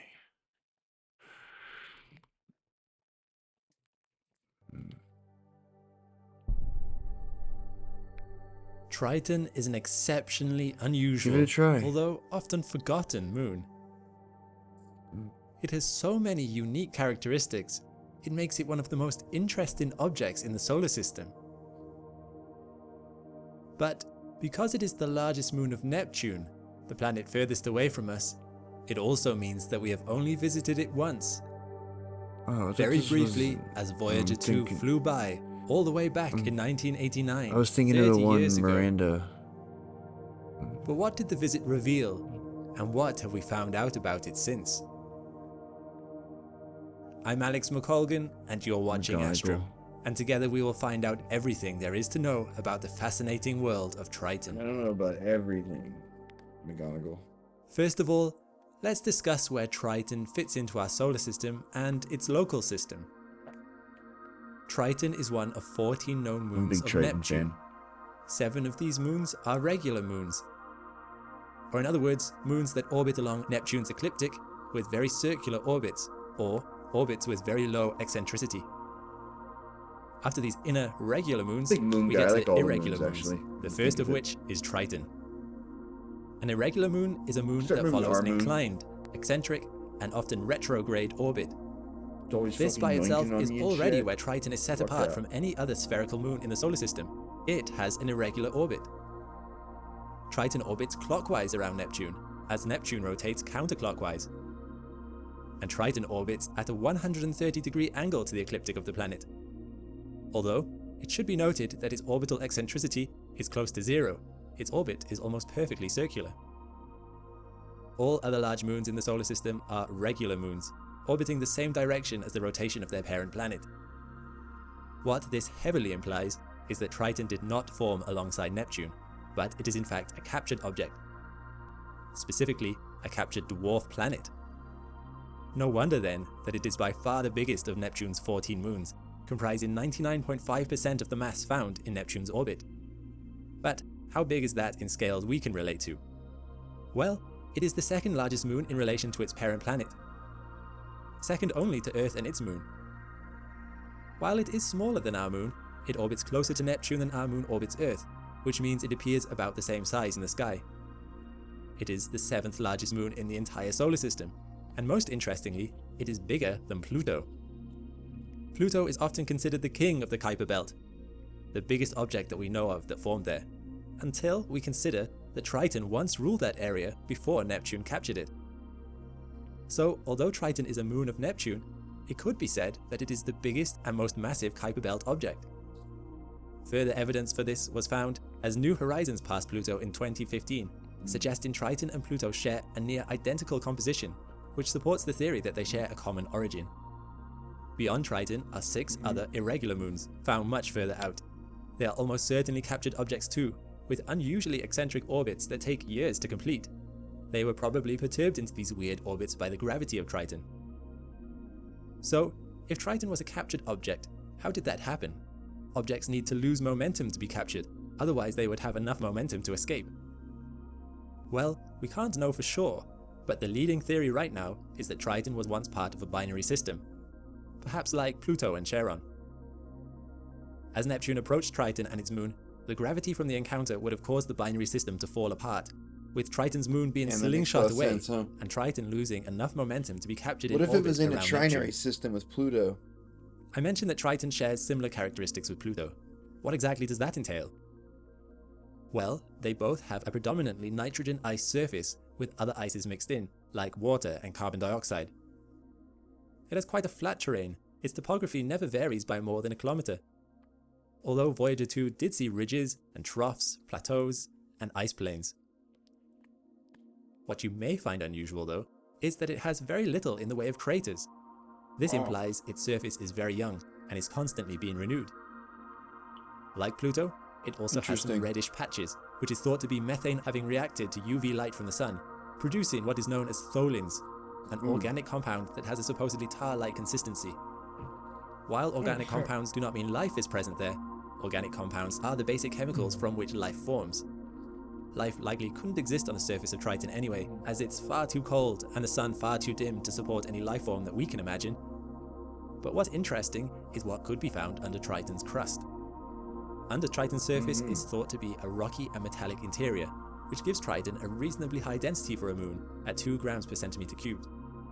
Because of this, and also due to the big step up in size from the next biggest moon in the solar system, Titania, it has more mass than all the moons smaller than it in the whole solar system combined. The radioactive decay from the rocky core could be enough to heat and power convection in a subsurface ocean of water, much like what is thought to be under the surfaces of Europa, Enceladus, and some other large moons in the solar system. And just like Europa and Enceladus, cryovolcanism is an active process today on Triton. Liquid water in the mantle erupts onto the surface like lava on Earth. This is the main reason why the surface is so young. It is being actively renewed by liquid water erupting and then freezing on Triton's surface. Some very young lava plains have been identified, sparse and flat regions, yet, interestingly, with a wall that surrounds the plain. This is called a planitia, or in other words, a solidified lava lake. We also can see caldera, which is the collapse found at the center of a cryovolcano, where lava plains formed from. It is thought that the water from these eruptions would have also brought minerals from the underground oceans onto the surface, perhaps even being the source of the tholins and organic matter I mentioned earlier. If this is the case, and organic compounds are found in the subsurface ocean, it means that there's a possibility that conditions are right for life to have been able to form there. We also see long lines permeating over the surface. These are likely faults, caused either by tectonic activity or freeze-thaw weathering processes. If we look at some more of the Voyager 2 images of Triton, we can see the results of some recent eruptions. You'll notice what looks to be dark deposits on the surface, in cone or funnel-like shapes, up to 150 kilometers long. However, these smaller eruptions may not originate from the mantle itself. Voyager 2 spotted some plumes reaching 8 kilometers high, but these are thought to be because of a solid greenhouse effect within the moon's icy crust. Imagine the surface of Triton, consisting of a clear ice, which has settled on dark deposits like tholins. The sun shines through the ice, warming the darker, more absorbent tholins beneath, which sublimes a pocket of ice under the surface. As the ice is sublime, the pressure builds in the air pocket until the surface above the pocket gives way, causing an eruption. That's really cool. This eruption also takes the dark deposits with it, spreading them out over the surface again. If this is the case, a very similar process has been seen on Mars's poles, with carbon dioxide ices and darker deposits under the ice layer. This process can only exist because of one thing: Triton has an atmosphere, although not as thick as scientists were initially expecting. Triton's atmosphere is thin, only 0.014 millibars, about the equivalent of 80 kilometers up on Earth, although, like Pluto, this density varies through seasonal changes. Since Voyager 2's observations, Triton's atmosphere has become denser as the surface has warmed, evaporating a little of the nitrogen ices on the surface. However, when Voyager 2 passed, Triton's atmosphere was still dense enough to support weather up to 8 kilometers above its surface. In this image, you can actually see clouds on Triton. And going back to the image of the plumes, you can see the deposits from the eruptions all end up facing the same direction, due to a prevailing wind in that region of the moon. Like Pluto, Triton's atmosphere is hazy, the cause of which is thought to be hydrocarbons in the atmosphere, not yet broken down into tholins by UV light from the sun. The constant depositing of organic compounds through cryovolcanism, ices evaporating and freezing again through seasonal variations, and a weather-rich, active atmosphere makes Triton a very dynamic world, unlike most other moons in the solar system. It is more a dwarf planet than a moon, likely a sibling of the more famous Pluto in the Kuiper Belt. All of these factors combined make it one exceptionally unusual moon. And there we have it, everything you could want to know about Triton. If you like this video, be sure to check out my other videos on the moon. Bullshit. Fucking bullshit, dude. I want to know so much more about Triton.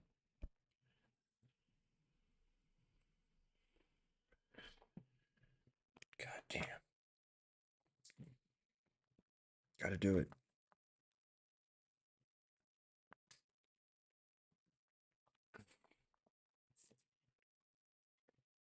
Come on, do it. Debunked. The fuck?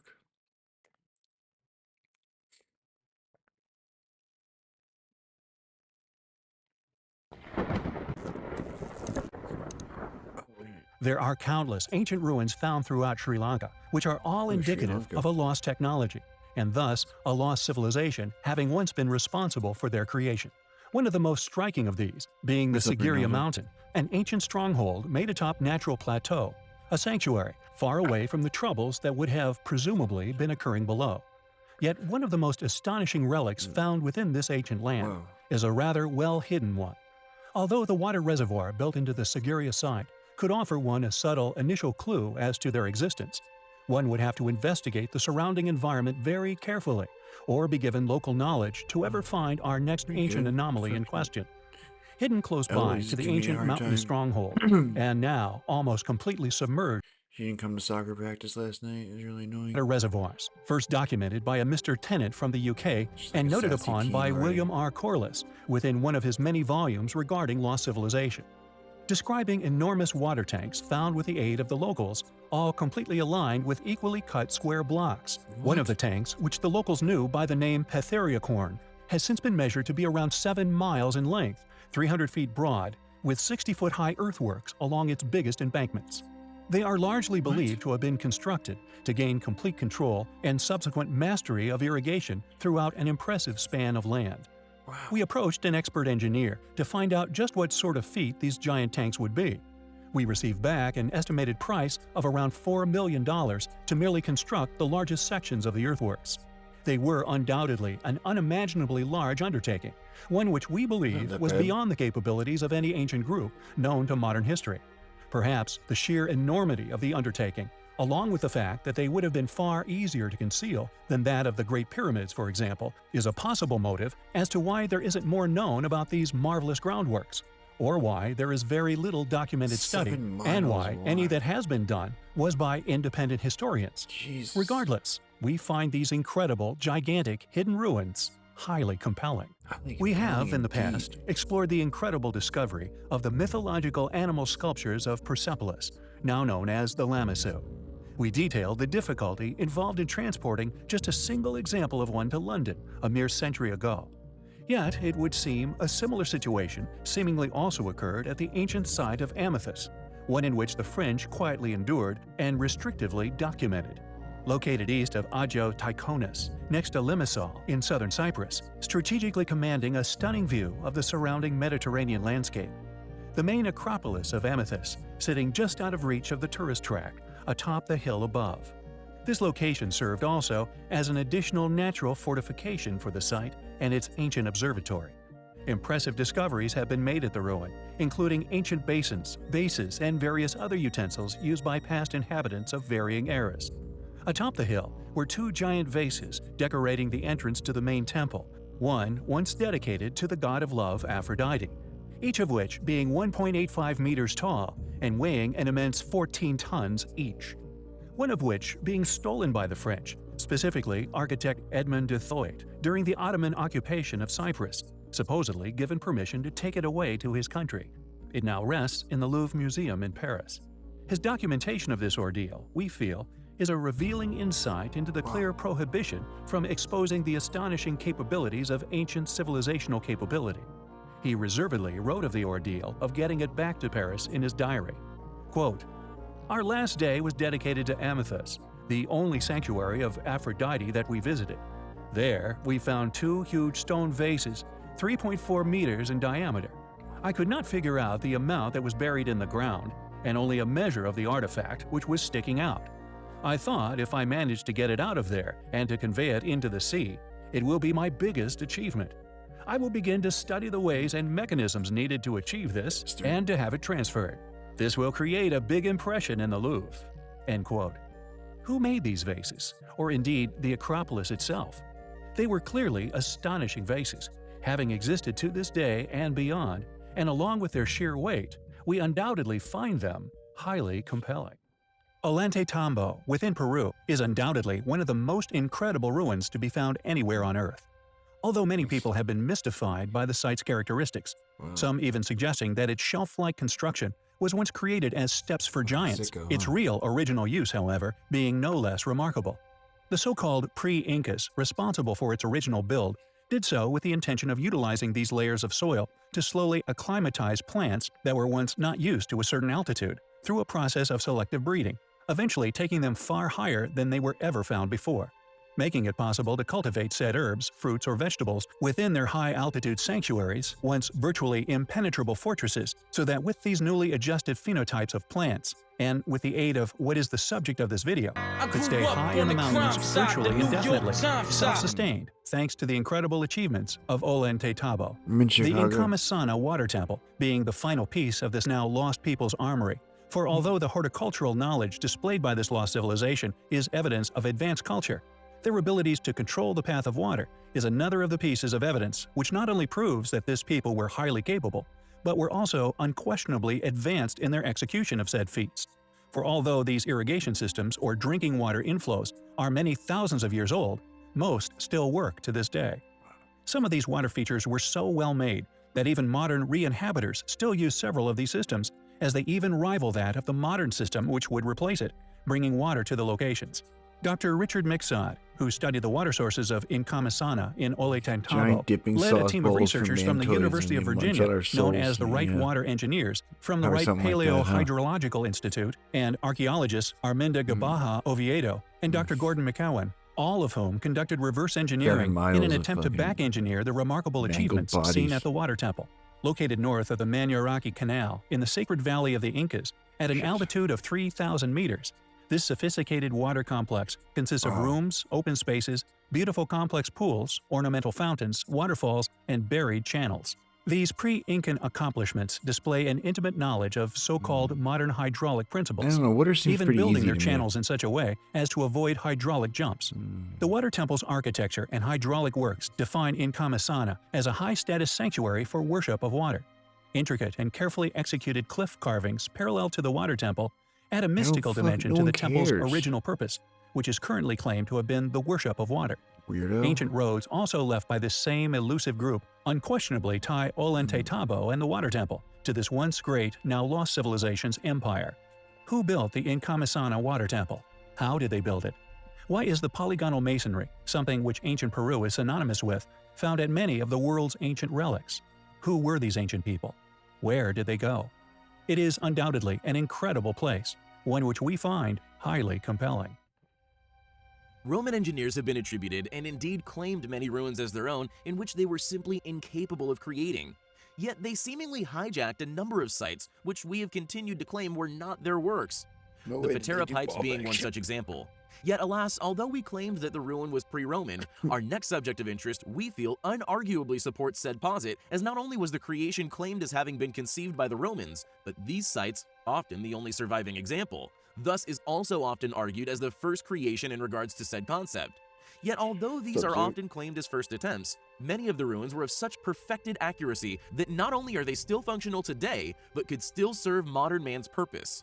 The Patera aqueduct system, which in fact includes several examples of this ingenious solution to hilly areas in regards to water transportation, places in which the topography of the land makes bridge building an impossible task, forcing the engineers to think of a solution.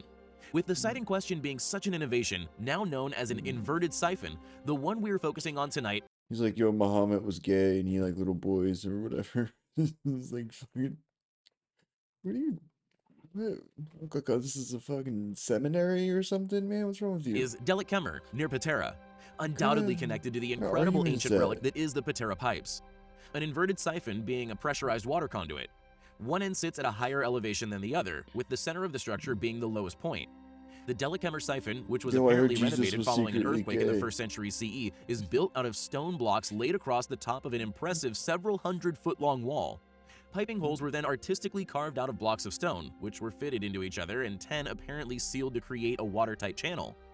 Thus, due to the system being closed off and pressurized, when water flowed into the higher end, it was forced through the system and subsequently across the valley. The inverted siphon allowed the aqueduct to cross lower elevations, forcing the flow against gravity at certain points. Yet the most compelling detail of the site, and the one we perceive as a smoking gun supporting our prior posit and confirming that this was in fact the work of a past highly advanced yet now lost civilization, is the polygonal stonework which can be found within the walls of the structure. A type of blockwork construction found all over the world, yet denied as being connected, just like that of the Neolithic What ruins ain't we no often share here polygonal? on the What are you channel. talking about? That regardless of the similarities in ruins throughout nearly every continent, are actively denied as having once been the polygonal? work of the same group. Kate Clow, an explorer behind popularization of Turkey's Lycian Way hiking trail, described the blocks in a Turkish newspaper title, Hurriyet Daily News, quote, Well, that's kinda "The polygonal, system was yes. designed for easy maintenance. If you examine the fallen blocks, you'll find occasional ones with top holes bored into them.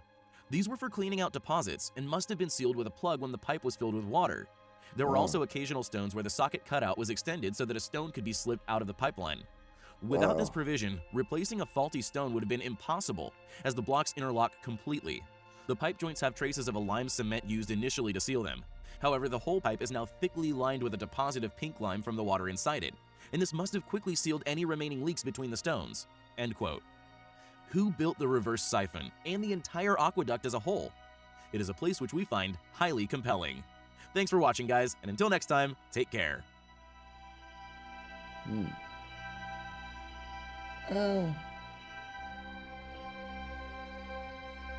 That's less incredible. Like, oh, they fucking did some pipes. Water stuff in general doesn't really impress me much because, like, that seems to be the kind of thing that, like, most people would figure out. You know, just, what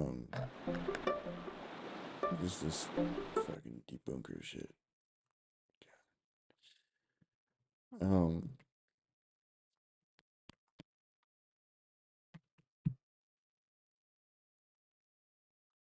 Seems like water stuff you figure out just because it's yeah, it's like basic, you know what I mean? You just like fucking look at the water is going downhill or whatever.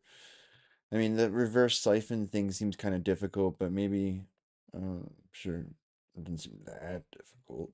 Like you could experiment and get that shit figured out probably in a couple days if you were like trying to figure it out. Like how do I get the water to go this direction, you know? I feel like yeah, given enough time, I feel like a lot of fucking cavemen could figure that out. And that shit was not polygonal either. I grew up on the crime side, the New York Times side. Not polygonal in the least.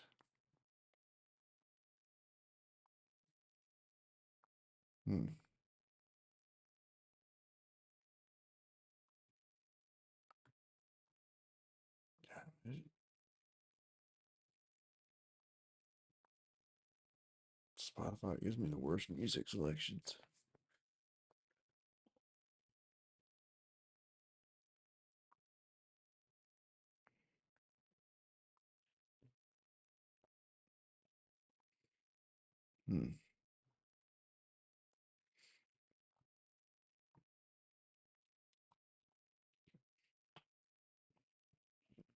This was not that bad.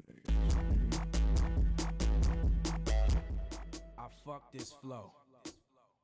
This is my electronic press kit. I hearted some fresh shit.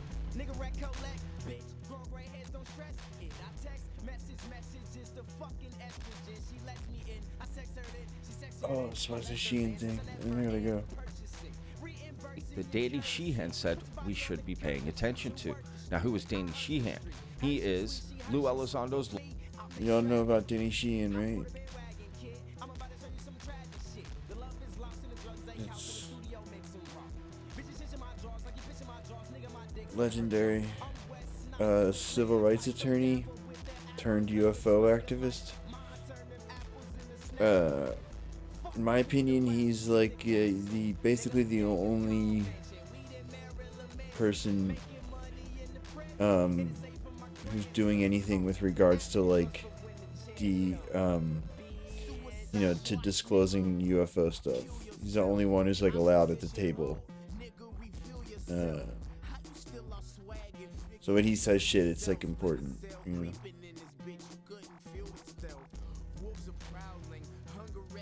Lawyer on a couple of cases, and he's also the founder of the New Paradigm Institute.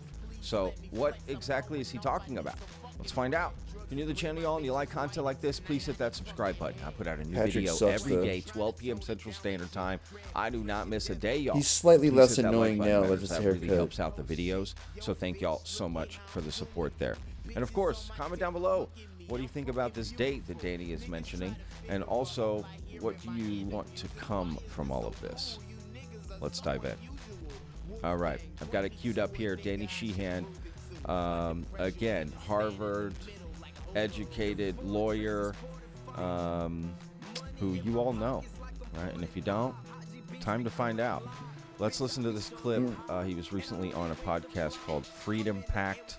And yeah, let's take a listen here.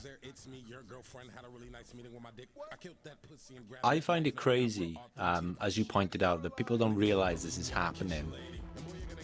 For me, when something like that gets passed and, you know, say we have a date to work towards, that this should be mainstream, front page news, blasted down our face, and we're all on a countdown waiting for this to happen. Why isn't that the case? Why do people not know about this then?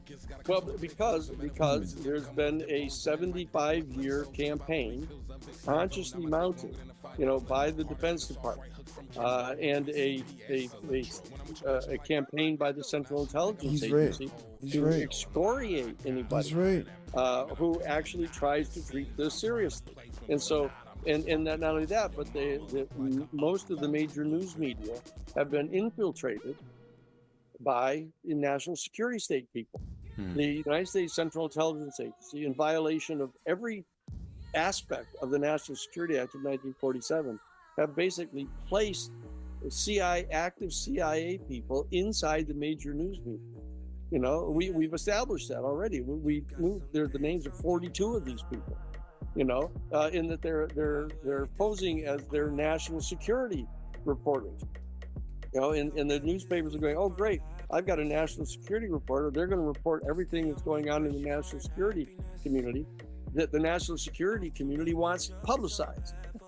But they're going to keep secret all the other stuff. And so that if we're getting set to step on a story that is going to reveal Didn't know that, did you, security Patrick? operation, these guys will tell us to stay away from the story, and they will. And so those guys are still operative. All those people are still operative inside all the major news media. So you aren't getting people jumping up and down saying, let's be clear about what's going on here, you know? And they're all off running around, you know, covering the trial of Mick West Donald interview? Trump. What did he interview Mick West about? You know, a hush money to some, you know, porn star. You know, I mean, like, in that they're trying. This is an extraordinarily sophisticated program we're talking about on the part of the Sophisticated disinformation program against the American people citizen diplomacy for 75 years. Public diplomacy they're talking about, and it's prohibited by the National Security Act of 1947. They are actually propagandizing. That's a pretty good crush. In trying to brainwash the American public. You know, they're sophisticated targeting them as if disinformation they're kind of foreign program. adversary. They're doing the same thing to Congress. You know, they're still threatening Congress people. You know, with the aerospace industry is threatening to cut off contributions to them if they insist upon pressing forward and revealing this information, because the private aerospace corporations want to get private patents on this information and this technology. And so that they're putting the screws on the people in Congress, you know, threatening to cut off any funding that they give to their campaigns. It's not surprising why they're doing this.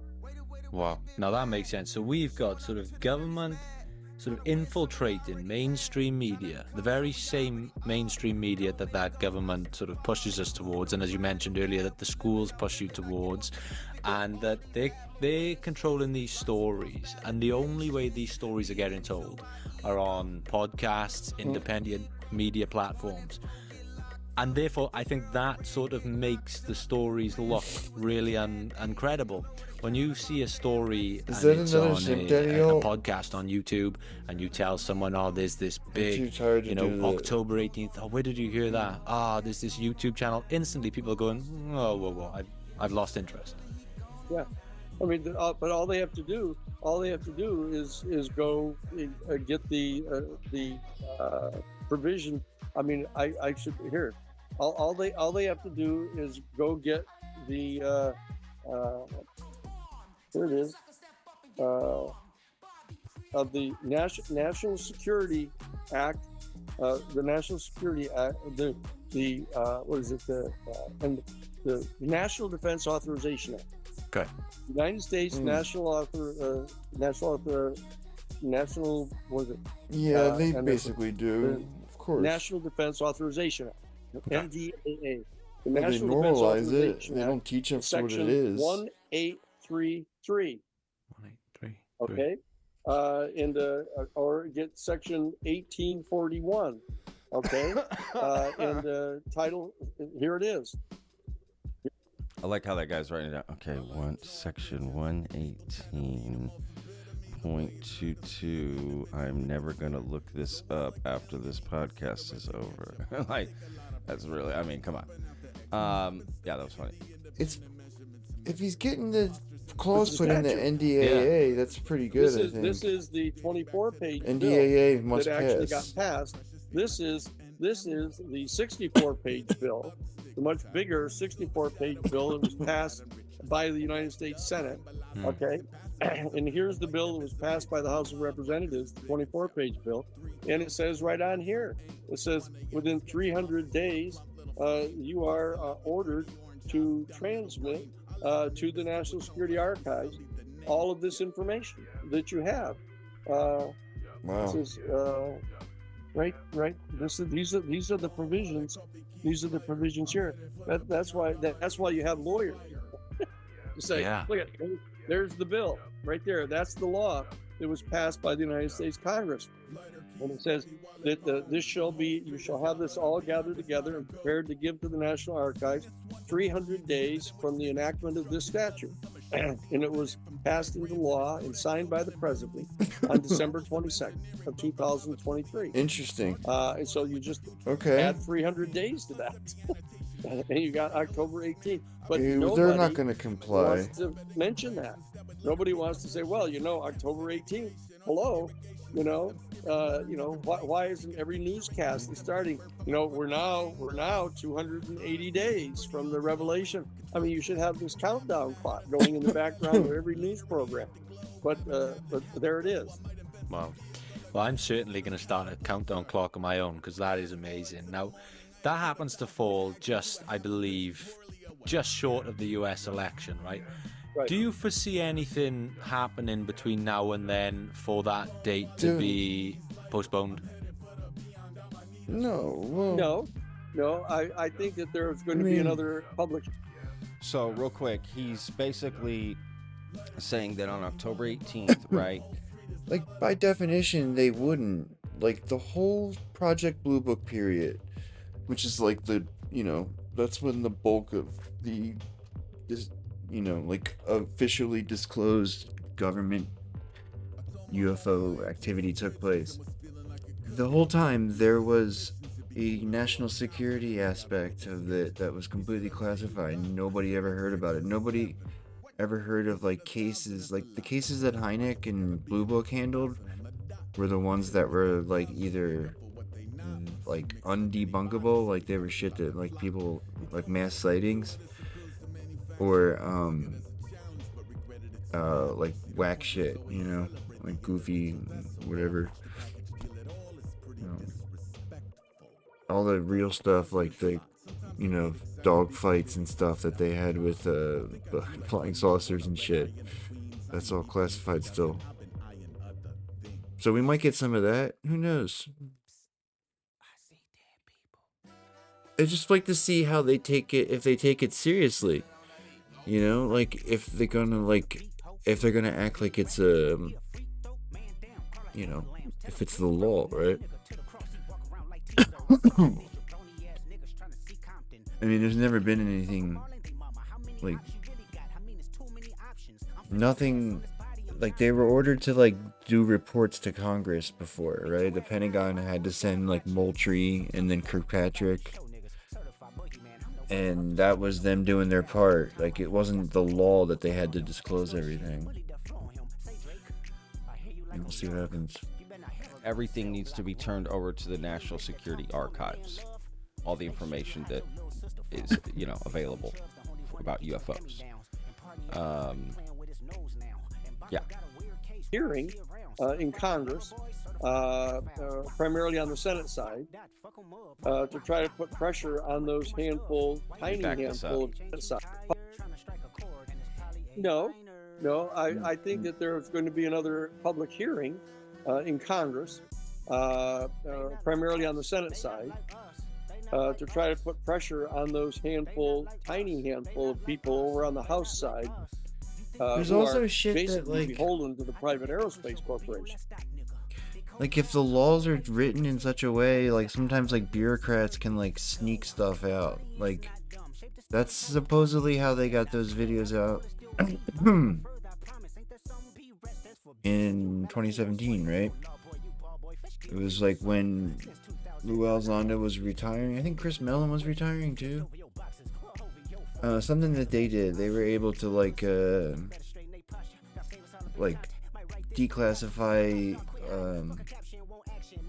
like the file was, it was something to do with either like the file itself was classified, but the individual images in the archive, like they had forgotten to classify those, so they were able to like, you know, move one of them into like a publicly accessible folder, something like that.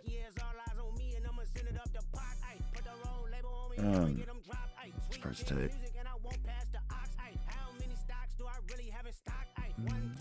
You know, who get their primary funding, you know, from Lockheed Martin, for example. You should do a remix with Danny Sheehan. Mike Rogers, who's the head of the House Armed Services Committee, you know, gets his major funding from Lockheed Martin, who wants to keep this secret so they can have a patent on it, you know. So that what the Senate is going to be doing, the Senate is full-throatedly in favor of this disclosure. They're the ones that drafted and passed the 64-page bill that sets up this entire step-by-step, and the actual term is the UAP, you know, controlled disclosure. Patrick stealing this guy's Sheehan interview. Plan. They're charged with putting it together, okay, and enrolled, and it's a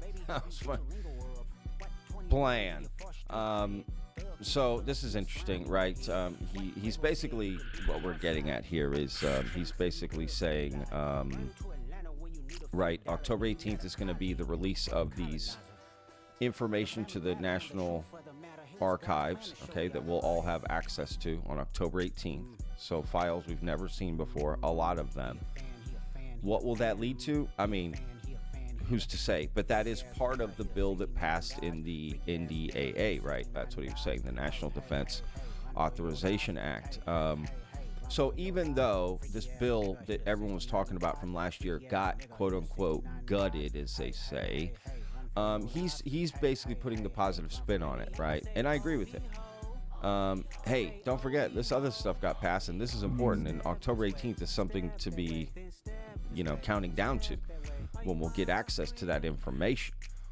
And like Sheehan's the kind of guy who's like been doing this shit. Like, it's conceivable that like they would know a way to like outsmart like the Mike Turners of the world.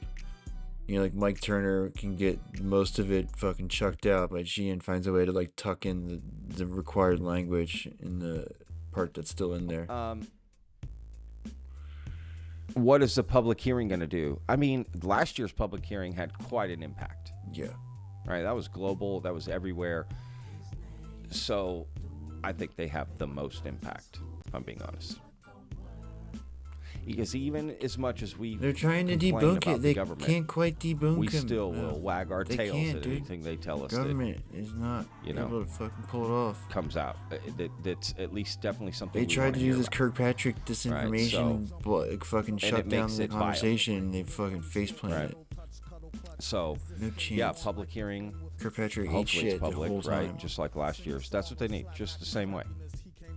Like, they got the New York Times to Let's say continue that, a like, little oh, bit more, nothing to and do then here. we're gonna finish off No one on gives my a final fuck. thoughts. New York Times only matters when they sunset agree with you. clause on it. So you know exactly what it is they're talking about. You know, charged with campaign Only plan. matters when they have good takes. I mean, They're charged with putting it together, okay, and it's a 7-year sunset clause on it. So you know exactly what it is they're talking about. You know, so 7 years. All right, controlled disclosure plan from now. So what is that? 2031. Have it all out by then. Fucking, I'll take that. Let's go.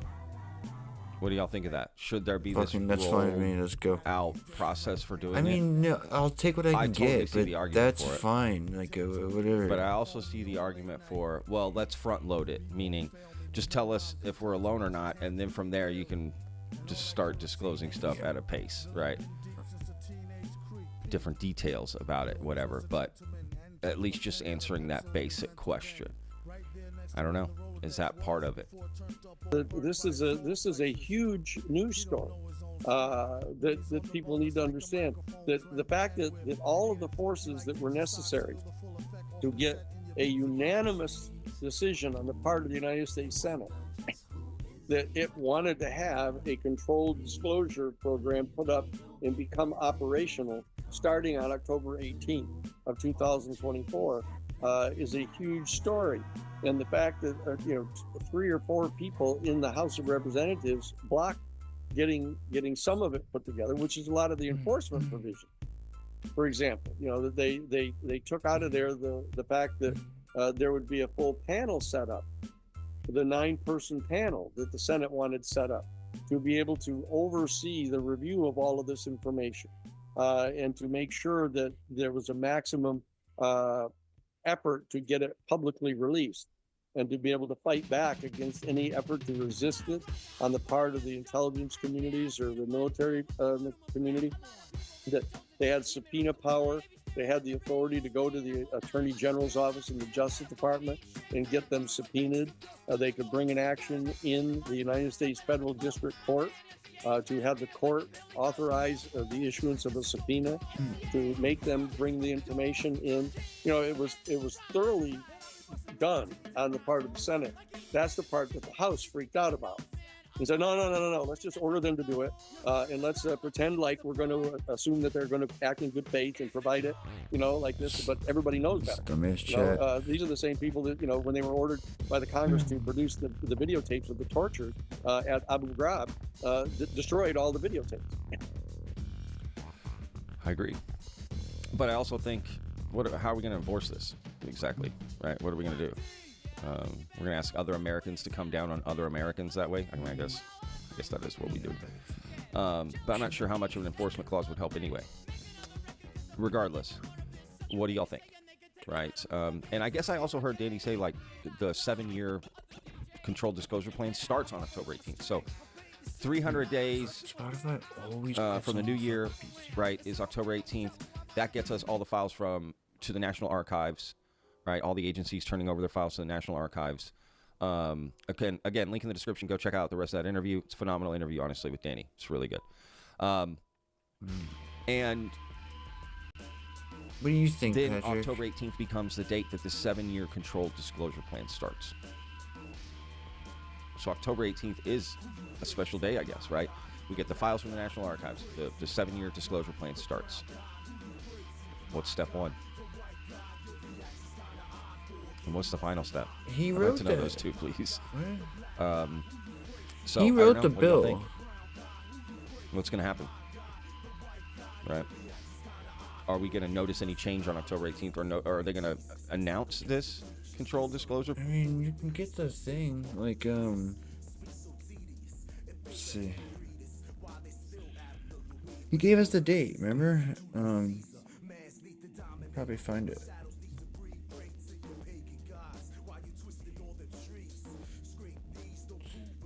Debrief.org, right?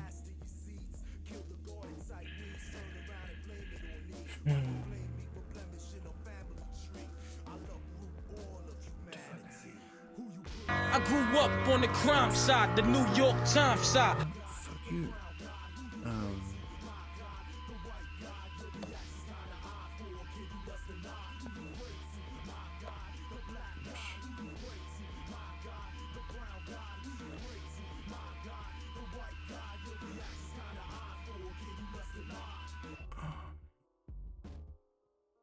Yeah. That article's probably great. That lady's really interesting. An astronomer. She's like an academic from some school in Spain. And she was going through the old photo plates from the old telescopes and noticed that there was an anomalous light source in orbit. The same night the DC wave of 52 happened.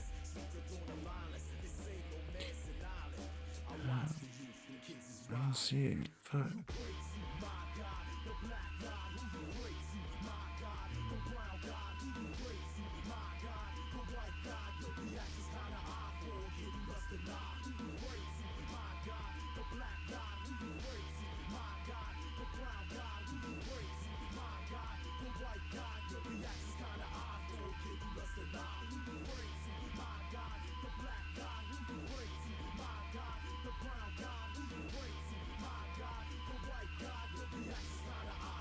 Let's see.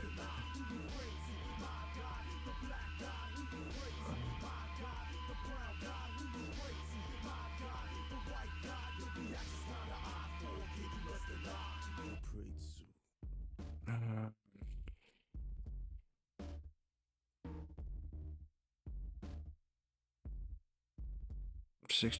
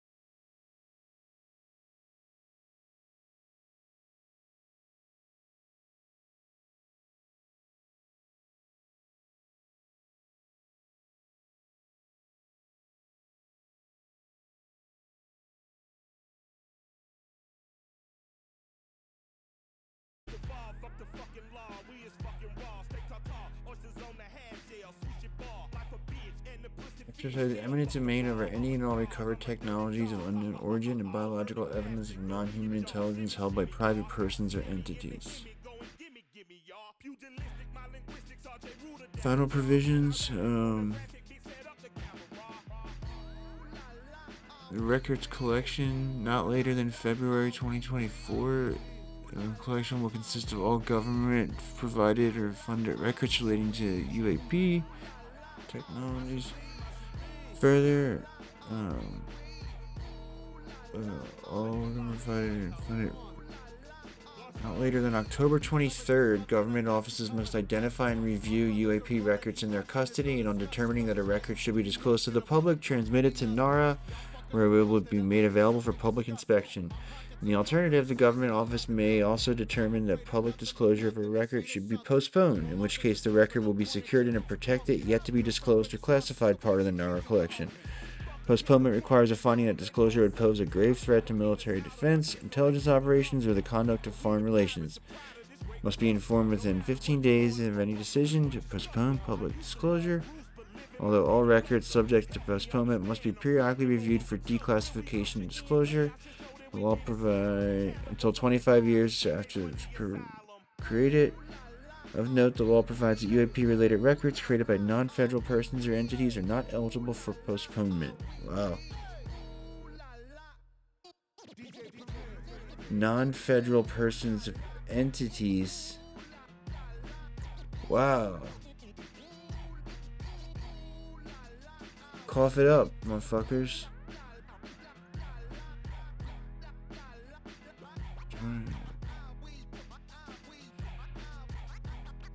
The law's allowance for disclosure of government-funded UAP records may impact defense contractors and research organizations that have worked with or for government agencies.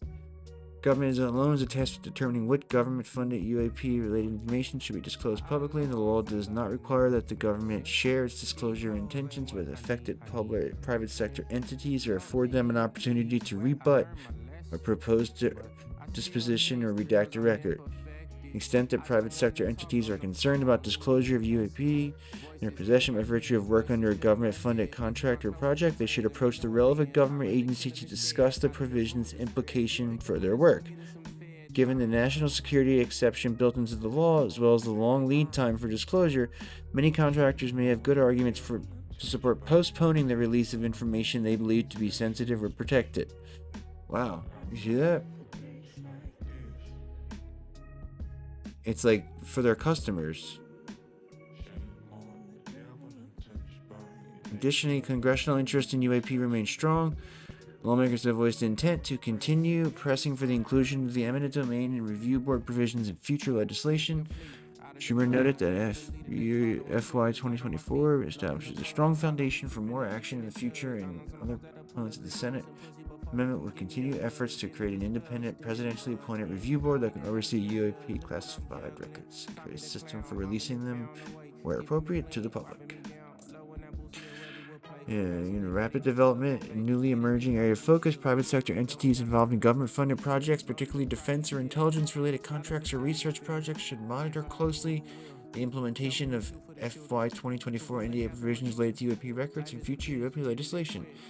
Yeah, if you want to compete with Gary Nolan, fucking sign up over here.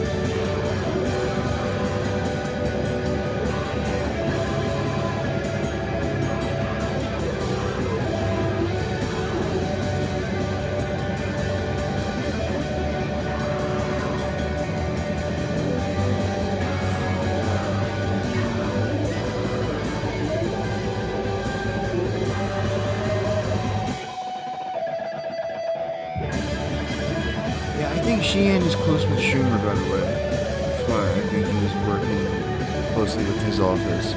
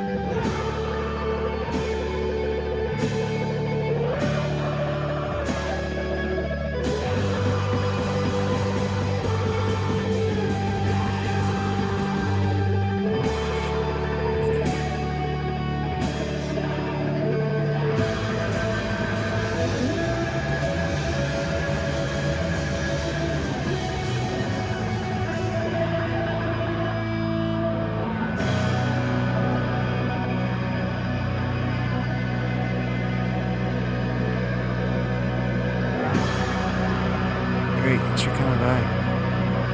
Thanks for getting your life dimensions. It's so cool already. Never forget it.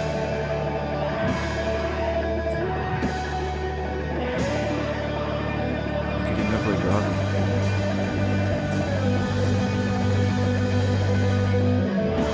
Be exposed.